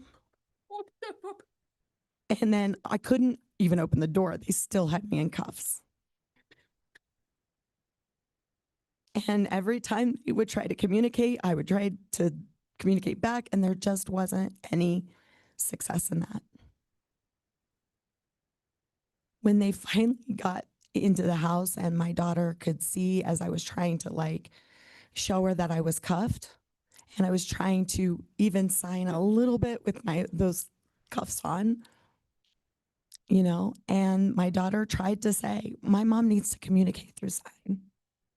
It was a very devastating and frustrating experience.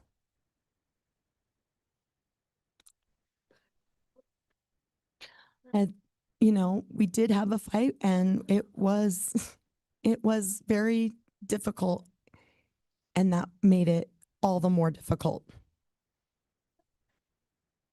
And no matter what I did, none of the officers would recognize that I wasn't hearing them. And they kept me in the cuffs.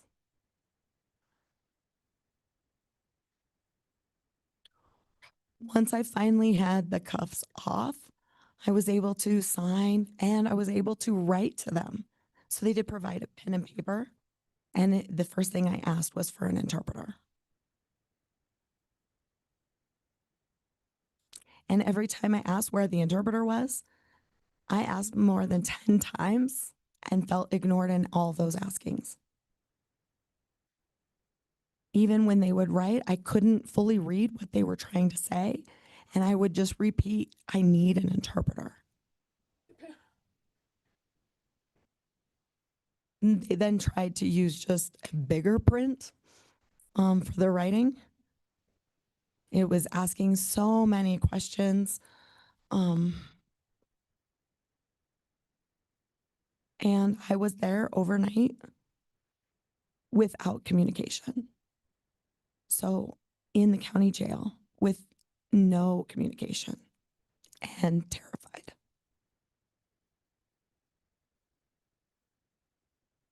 You know, to think about being in a room completely silent without any communication.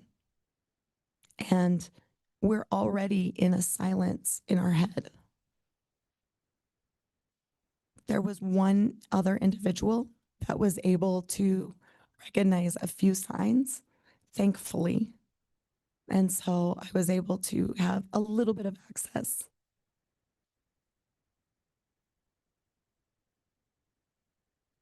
But it was a very, very scary experience.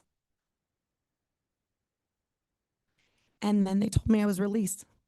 And then they, you know, told me to get my stuff from upstairs. They did lead me where I was supposed to go.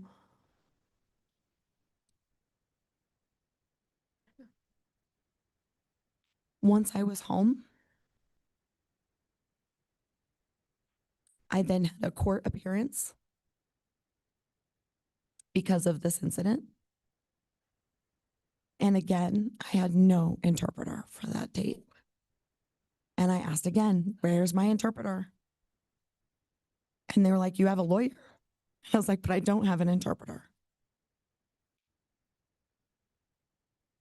I felt lost.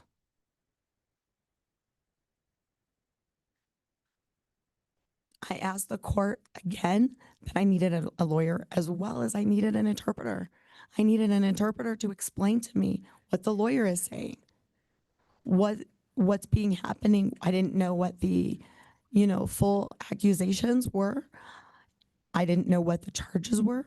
And I was just lost within that system. And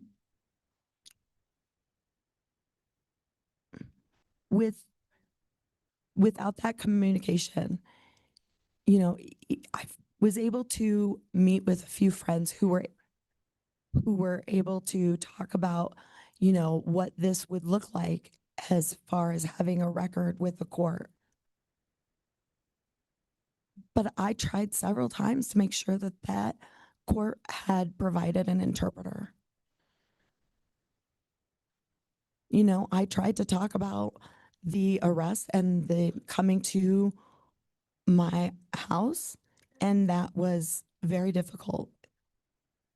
And I had planned on suing that court for that situation. There was so much discrimination within that case that I've just never experienced anything like that in my life.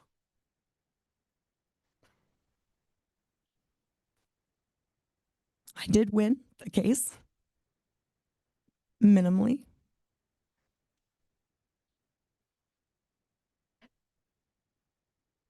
Now I've had another incident with a speeding ticket. You know, and it was a moment where I had looked back to check on my daughter and didn't realize that the speeding limit had changed. It was in a school zone. The officer pulled me over and gave me a ticket. And then 2 weeks before the court that I was supposed to appear for, I asked for an interpreter in person, and that was denied.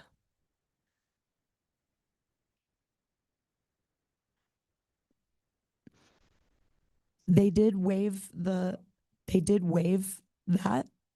and because there again was no interpreter. So everything got waived, but it is so vital that we have interpreters, in court. Without that, there's no way we can have their same access to the legal system. No, I so appreciate those comments, and just for housekeeping, members of the committee, I'm going to we're going to have public testimony till 5, and then I need to, I will cut it off.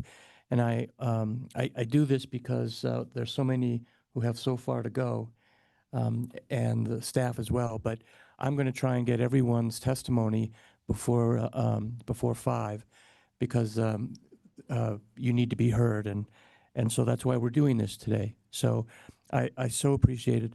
I would like to ask those who are testifying. We want to hear your challenges, but also I'd like to hear briefly from some of you folks whether or not any type of a commission for the deaf would be of any service to you, and if so, why?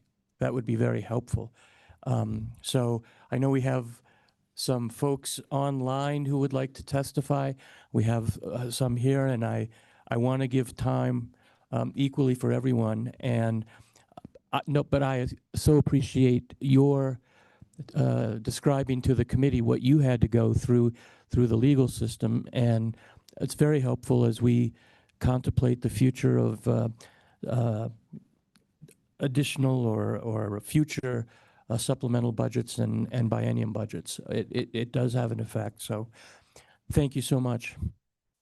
Thank you so much, Senator Salazar, for being able to listen to us today. Who would like to? Yes, please go ahead.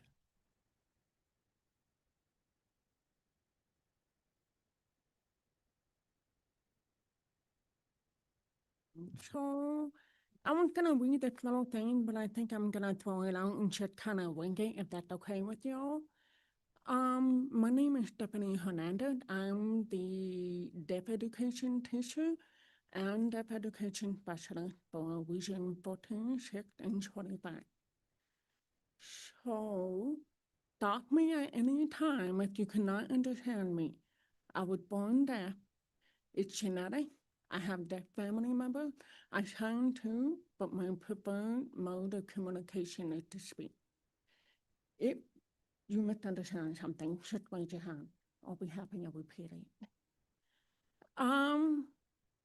So one of the things that I kind of wanted to piggyback off of what Dr. Cheryl had mentioned and the gentleman back there, I thought, oh, I don't know if it's a good idea to separate the committee. Because, wait a minute, I have friends who are deaf and blind. So people like that could benefit from the group. But then he gave his testimony and I was like, oh, okay, I kind of see where he's coming from. They already have the program. They already have, what would they call the vision outreach? Yeah, so it sounds like they have a really great setup and they need a little bit more support. However, we don't have a lot of support at deaf and hard hearing members of society. And the way I'm thinking of it is, okay, we have an IEP team, right? I'm an educator. I work with babies through 21. We have to work together. We have occupational therapists, speech therapists. We have vision impaired teachers. We have deaf and hard hearing teachers. We work together. It's not like, you know what I mean? So I feel like, okay, if you separate it, I can see that working because we can communicate with other teams and find a way and make it work. One of the things that I wanted to bring up is, okay, let me backtrack a little bit. I'm the granddaughter of immigrants, Swedish immigrants, so I have 3 languages, okay? And I was always raised with the whole pull yourself up by the bootstrap. And I'm like, okay, so I'm gonna do that. I'm gonna work hard my whole life. Let me let you know, I'm completely deaf. I have profound bilateral deafness. I can only hear vowel sounds. And environmental, maybe a helicopter or something. That whole bootstrap in the theater, but I was like, okay, work harder, you know, keep climbing those mountains.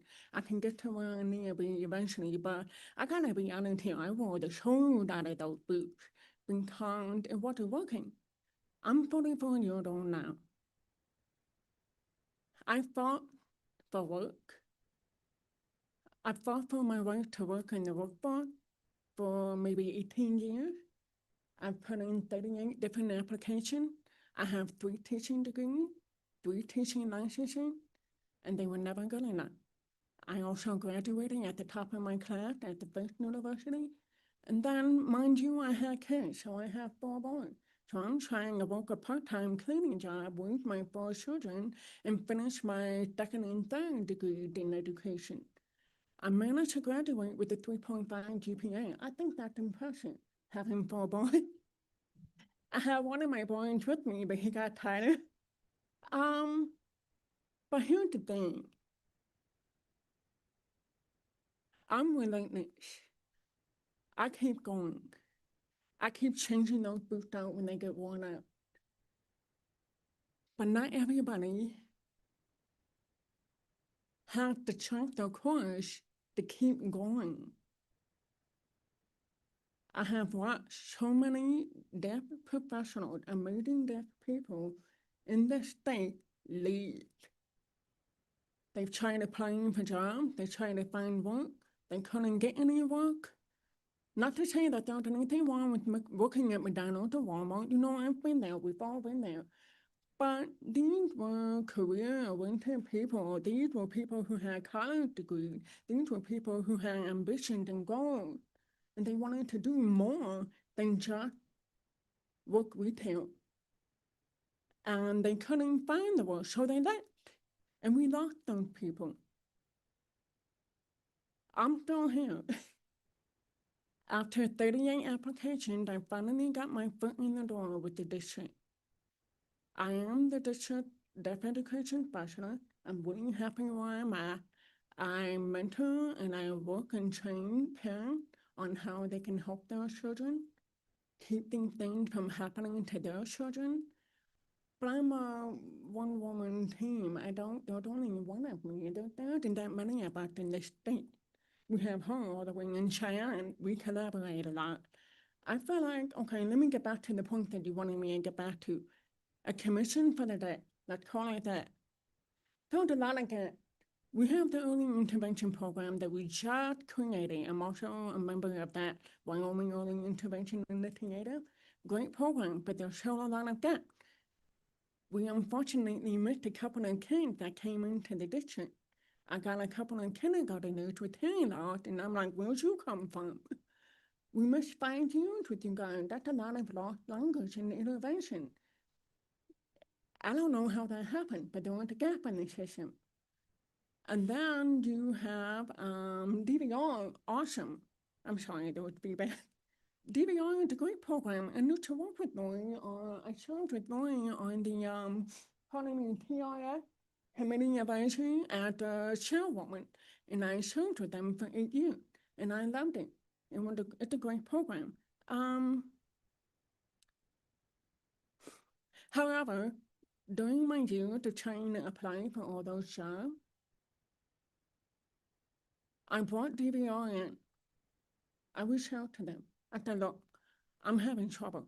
I don't understand what's happening. I'm qualified. I'm highly educated. I'm more than capable of doing the job. So I pulled in a rep from DVR, and bless him, he was amazing. He worked and fought with me for years. But we kept getting the door closed on it. They kept saying, well, the fire alarm, how can she hear the fire alarm? I said, well, I do have hearing aids, and I do have eyes. I mean, I'm just tired. And I don't know, there's just gaps. DVR is a great program. Wyoming Relay is a great program. The READ program, great program. But there's no collaboration between all of them. They're all separated. So there's a lot of misinformation and a lot of kids and families who fall through the cracks. So I feel like, okay, why not work together? Why not create a commission for the deaf? And we stop those families from falling through the cracks ever again. Thank you. Yep. Appreciate your. Yep. Thank you too, all of you. Why don't we switch to someone online and go back forward?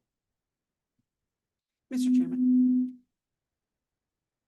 Mr. Chairman, I'm happy to do that. We're going to start with Greg Burrows. Do you want me to just bring them in sequentially? Okay. Okay, so we'll start with Greg Burrows, and then after that will be Sarah Sexton. If we could maybe start putting a limit here on the testimony as far as time, I think, just so we can get through everyone, because we want to hear from everyone. I think if we could maybe start anywhere from 2-3 minutes, making brief comments with regard to any ideas on a commission for the deaf, that would be very helpful to the committee. So with that, please go forward.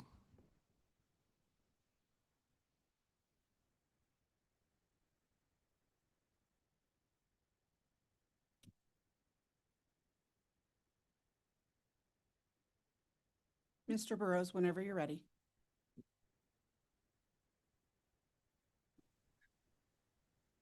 Can you hear me okay? Welcome. Thank you, Mr. Chairman, Vice Chairman, and members of the committee. My name is Greg Burrows. I'm a retired educator and coach. I live about 6 miles south of Torrington, Wyoming, on a small farm where we raised our 3 children. I've been low vision my entire life. I have profound myopia caused by an astigmatism and retinal issues. And I just completed a 4-year term on the Montgomery Trust Fund for the Blind. I served with some wonderful individuals, including Gary Olson, reviewed hundreds of applications from individuals throughout the state, most of whom are profoundly low vision and or blind. And what we did is we approved or examined and looked over applications for equipment requests. Very specialized equipment, very expensive, and also training for individuals to maintain their independence and quality of life. In the 4 years that I was on the board, I don't recall ever refusing or turning down an application or denying an application as a board. I don't want to be redundant, so I'll quickly finish up here. VOS, is Vision Outreach Services, is very well run through the Wyoming Department of Education under the auspices of Leslie Van Orem and some other great individuals. The Vision Outreach Services consultants, again, not to be redundant, but that requires a master's degree and experience in working with low vision and blind individuals. So they're not easy to find. I would recommend separate entities. I don't think it's a good idea to combine, low vision, blind, and deaf individuals. They're both extremely important, but they're both so different in terms of their needs and requirements. But I do agree with the fact that there needs to be an inclusive environment where we can interact with those individuals as well. If anyone has any questions, I'd be more than willing to make an attempt to answer them. Thank you. Thank you so much for your testimony. Any questions? Great. I was so appreciative of you being here and giving some testimony. Who do we have next, Karen? Mr. Chairman, I had a little bit of difficulty getting the next person in, so we're going to move ahead to Shauna Plouffe. Okay, welcome. Hello. Sorry, I don't know why the camera's not working, but thank you for having me on. My name is Shauna Plouffe. I am a parent of a deaf and hard of hearing child that is 7 years old. And I think the committee would be great because as I'm going through this with her, I'm learning that there are so many things that we need to do to keep her on track, so many things that are out there for us to use, but not knowing where to get those things. And if there was a committee to bring all of those different groups together, I feel that that would be very beneficial to anybody that is hard of hearing or deaf, or anybody that has a family member that is going through that. I think that there is just a lack of education in our state and a lack of awareness in our state. So I'm really hoping that a committee would help bring more of that to all different kinds of agencies around our state together. Thank you. Thank you so much. Any questions? Again, thank you for your testimony. much appreciated. Karen, any luck with the last one online? Mr. Chairman, I've tried a different way to try and reach out to Sarah Sexton if she wants to unmute her microphone and go ahead and address the committee. Great, Sarah. Can you hear me now? We can, Sarah. Please go ahead. Hooray. Wow. Hi. Thanks, everybody. This has been spectacular. I appreciate you inviting us to the table. This is important because nothing about us without us. You know what I mean? That's what this is about. And I'm so glad that there's so many voices today representing everybody in the state that has low vision, blindness, and deafness. So quick about me. I live in Buffalo. I've been blind for only 7 years. I came to it through a traumatic brain injury. It was very sudden, very unexpected. I have a 10-year-old son. I'm married. I'm a professional. I work at my local senior center as their advocacy director. And I'm here to speak on behalf of how incredible Vision Outreach has been and how our concern and the reason that the blind community keeps reiterating that we don't want a joint commission is because our resources are already spread so thin. We're worried that it would further stretch VOS. But a commission is important because we do have a huge disconnect amongst all of our entities and agencies. So a commission that is, I guess, well incorporated and funded without taking from the rest of our services is what we're hoping for. And I can't say enough amazing things about Vision Outreach and Leslie. They've been just, my life wouldn't be the same without them. So I'm thankful for your guys' time and listening to all of our stories. And I'm so curious, how are we going to hear about the decision that you guys make moving forward? Well, first of all, thank you for your testimony. To answer your question directly, I think this is a process of simply gathering testimony today to see if there is any interest, and if there is interest, what would be the benefit to it.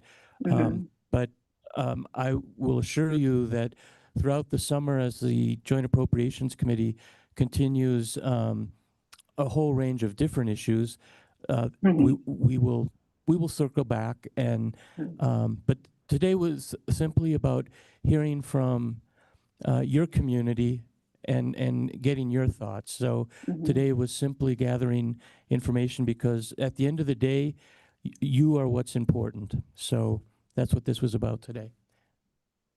Well, fantastic. Thanks again for inviting us to the table. Yeah.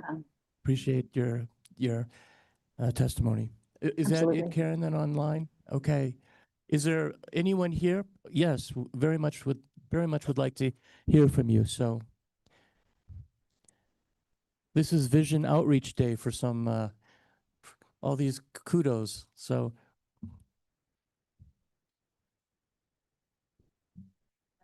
Hartley, work as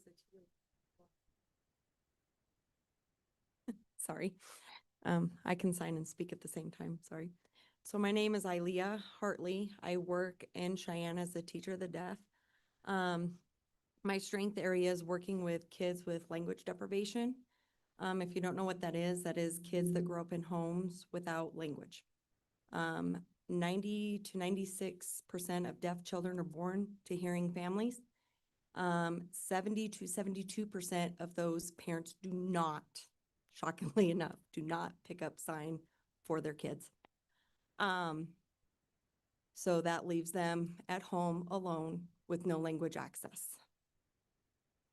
It's heartbreaking. I have many families that ask me, how can I learn sign? And I say, well, some community colleges provide a sign class, but you have to pay for it. Some are like, well, can't you teach a class? Well, yeah, but my district won't pay me for it. And I would love to offer my time, but sometimes my time is valuable as well. And so they say, well, is there an app? Yeah, but you have to pay for the app. A lot of families can't afford that. So that creates a huge problem for our kids I am currently in the process of possibly taking guardianship of a kid that I have that has language deprivation into my home, that I will provide access to language. She loves coming to my house. And it's amazing to see the language in just a short time take off just because she gets the language access in my home. And then she goes home to mom and dad and tries to sign, and they have no idea what she's trying to say. Having a commission, we could set up resources for these families to learn sign, and to provide that to families. Hopefully, my goal and my hope would be at no cost to families so that they can learn to communicate with their kid. Because just imagine, you know, even just being a kid and want to tell about your day at school, or to tell about your first date, or to tell about, you know, hey, guess what I did with a friend, and you can't because your parents can't sign back. That's a very, very lonely life. And so to have a commission to provide that for our families would, in my opinion, would help alleviate that language deprivation. So that's something I'm very passionate about. Thank you so much for your testimony. Appreciate it. Any questions? Thank you again.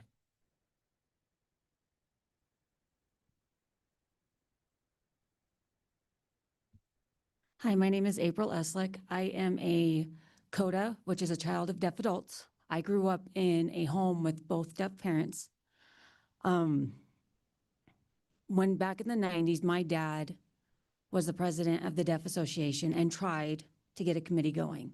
I've been very passionate about helping hearing families with deaf children, or deaf parents with hearing children, be able to fill in the gaps and in Wyoming, because Wyoming is a rural state. I am also an educational interpreter. My vision with the commission would be that we would be able to get families to connect with each other, because it is a lonely state for these kids. We're lucky that in Cheyenne, we have quite a bit of a deaf community that we can get these kids together and they can communicate together. But for parents, the first question I always get asked is, where can I go? What is out there? And honestly, I wish I could be like, hey, here's a website. Here's the Wyoming Commission for the Deaf. You guys can look here and we can give you everything right there on one site. But we can't. We go, oh, DVR's there. No, don't get me wrong. DVR and Wyoming Relay is great places, but I would love to get everybody on one area so it's easy for these parents to find it, to help their kids to be successful in life, because these kids could do so much in life if we just give them and their parents access and ways to go. Thank you very much for listening to my testimony. Thank you so much. Appreciate it. Any questions? Thank you again. I want to, is there anyone else? Okay, you finish it up. Great. All right, thank you, Mr. Chairman. I want to be more direct about the benefits of a commission for the deaf. I have personally witnessed a Wyoming judge deny access to American Sign Language, prisons, hospitals, ambulances, police, schools, and every branch of government in Wyoming. And it violates the Wyoming Constitution and the Americans with Disabilities Act. The benefit of a commission for the deaf is that the person in charge of the commission, ideally someone who's deaf, deafblind, or blind, would be managing an organization like this and working together collaboratively as a team with a group of people. And they would educate when scenarios like this arise. I just today, from one of the wealthiest corporations in the world, received a message that they would not be providing sign language interpreting for a deaf employee. And unfortunately, I'm not at liberty to share more information than that. However, they didn't want to pay for 2 interpreters. Instead, they just wanted to pay for 1 interpreter because they didn't understand the needs of the community.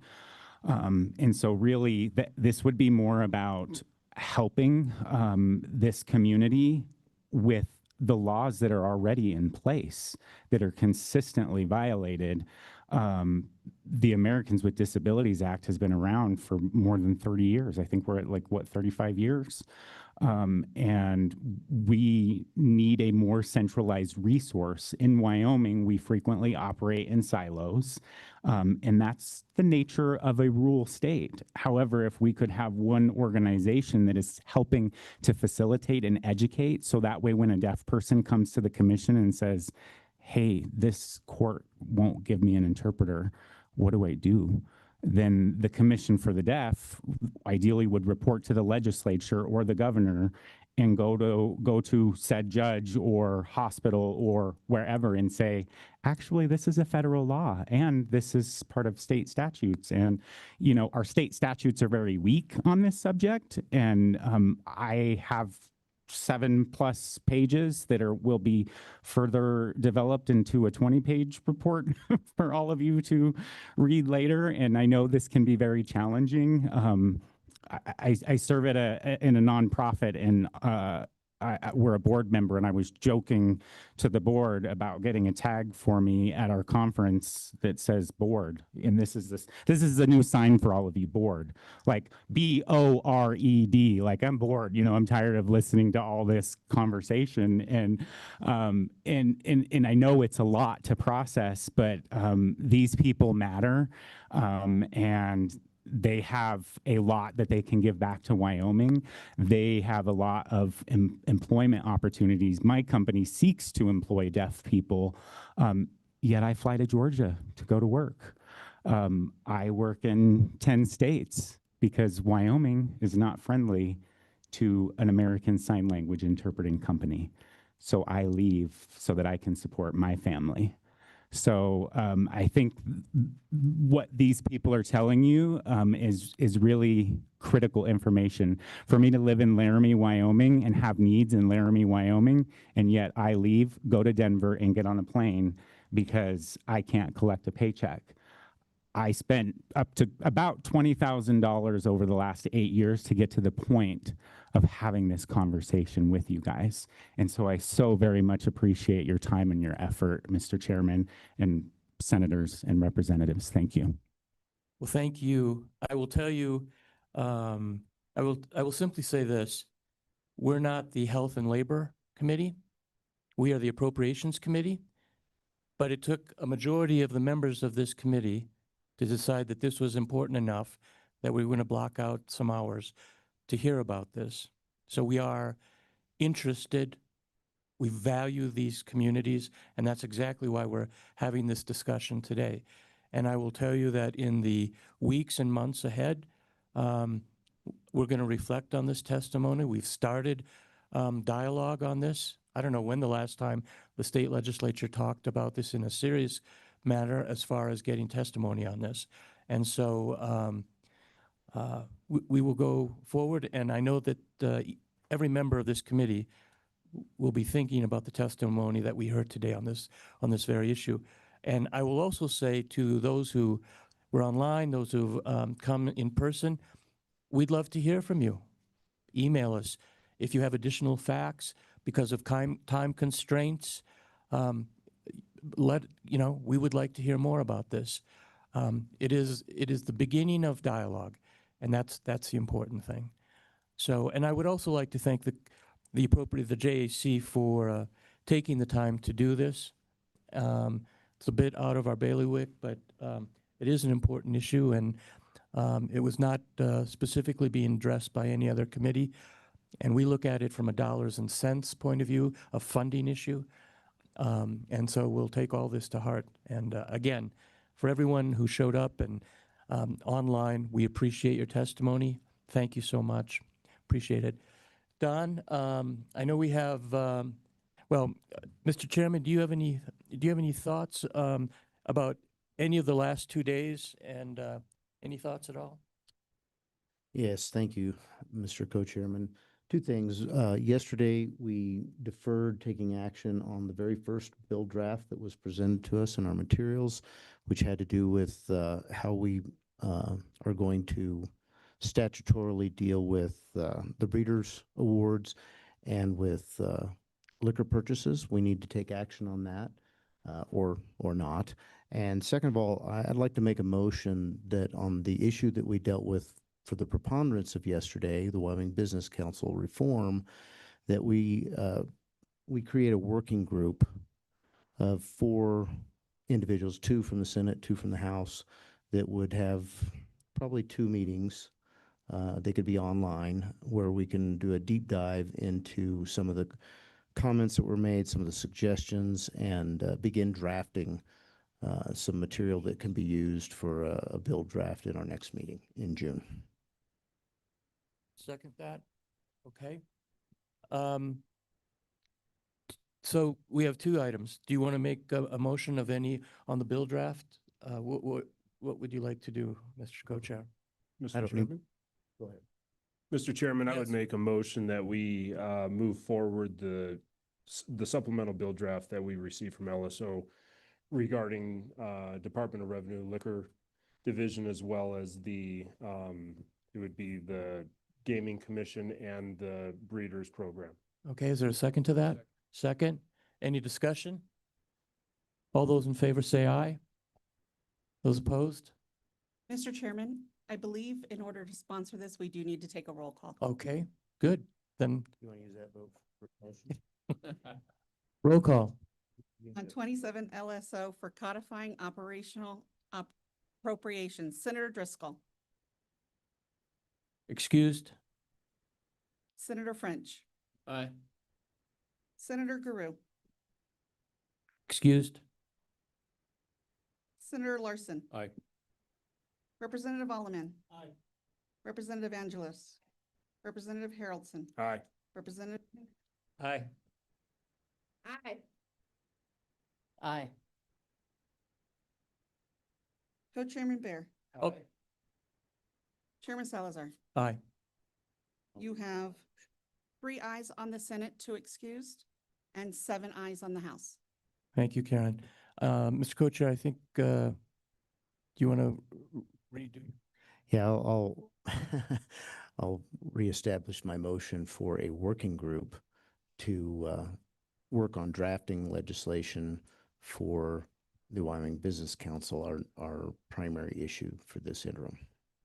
That would be a working group of 4 individuals, 2 from House, 2 from Senate, and a minimum of 2 Zoom meetings to accomplish that work. Second. There's a second. Any discussion? Is this, I don't think this is a roll call. But I will take a hand vote. All those in favor? Yeah, any comment, any discussion? Okay, all those in favor say aye. Those opposed? Carried. Okay, Mr. Richards, anything? Anyone? What is the date of our next JAC meeting? Mr. Chairman, it is in Lander, June 22nd and 23rd. Okay, with that, I will adjourn the meeting. Yes, yes. Thank you, Mr. Co-Chair. I just wanted to say thank you on behalf of Rollins and House District 15. I also sit on the Labor and Health Committee, and I listened and I heard today and was taking a lot of notes. And these last 2 days were very impactful. And whether it was economic and community development, which I've done in my day job for 20 years, there's a lot of things to unpack, a lot of programs. There's over 30 different grants for infrastructure and capital projects that are out there that we just need to continue to look at. And so I really appreciate Chairman Bear's working group, because there's a lot as an economic developer and community developer in the state, nonprofits, and in the city. You know, I've been doing it for 20 years and there's still grants you find like, oh my gosh, I could have done that on water, or I could have done that on capital construction. So again, I want to thank you guys for your time. I want to thank you guys. And I have lots of notes for labor and health. So Representative, thank you so much for hosting the committee in your district, and so appreciate the support that you gave for us, and yes, and thank you for the the cookies. So with that, we will adjourn the meeting.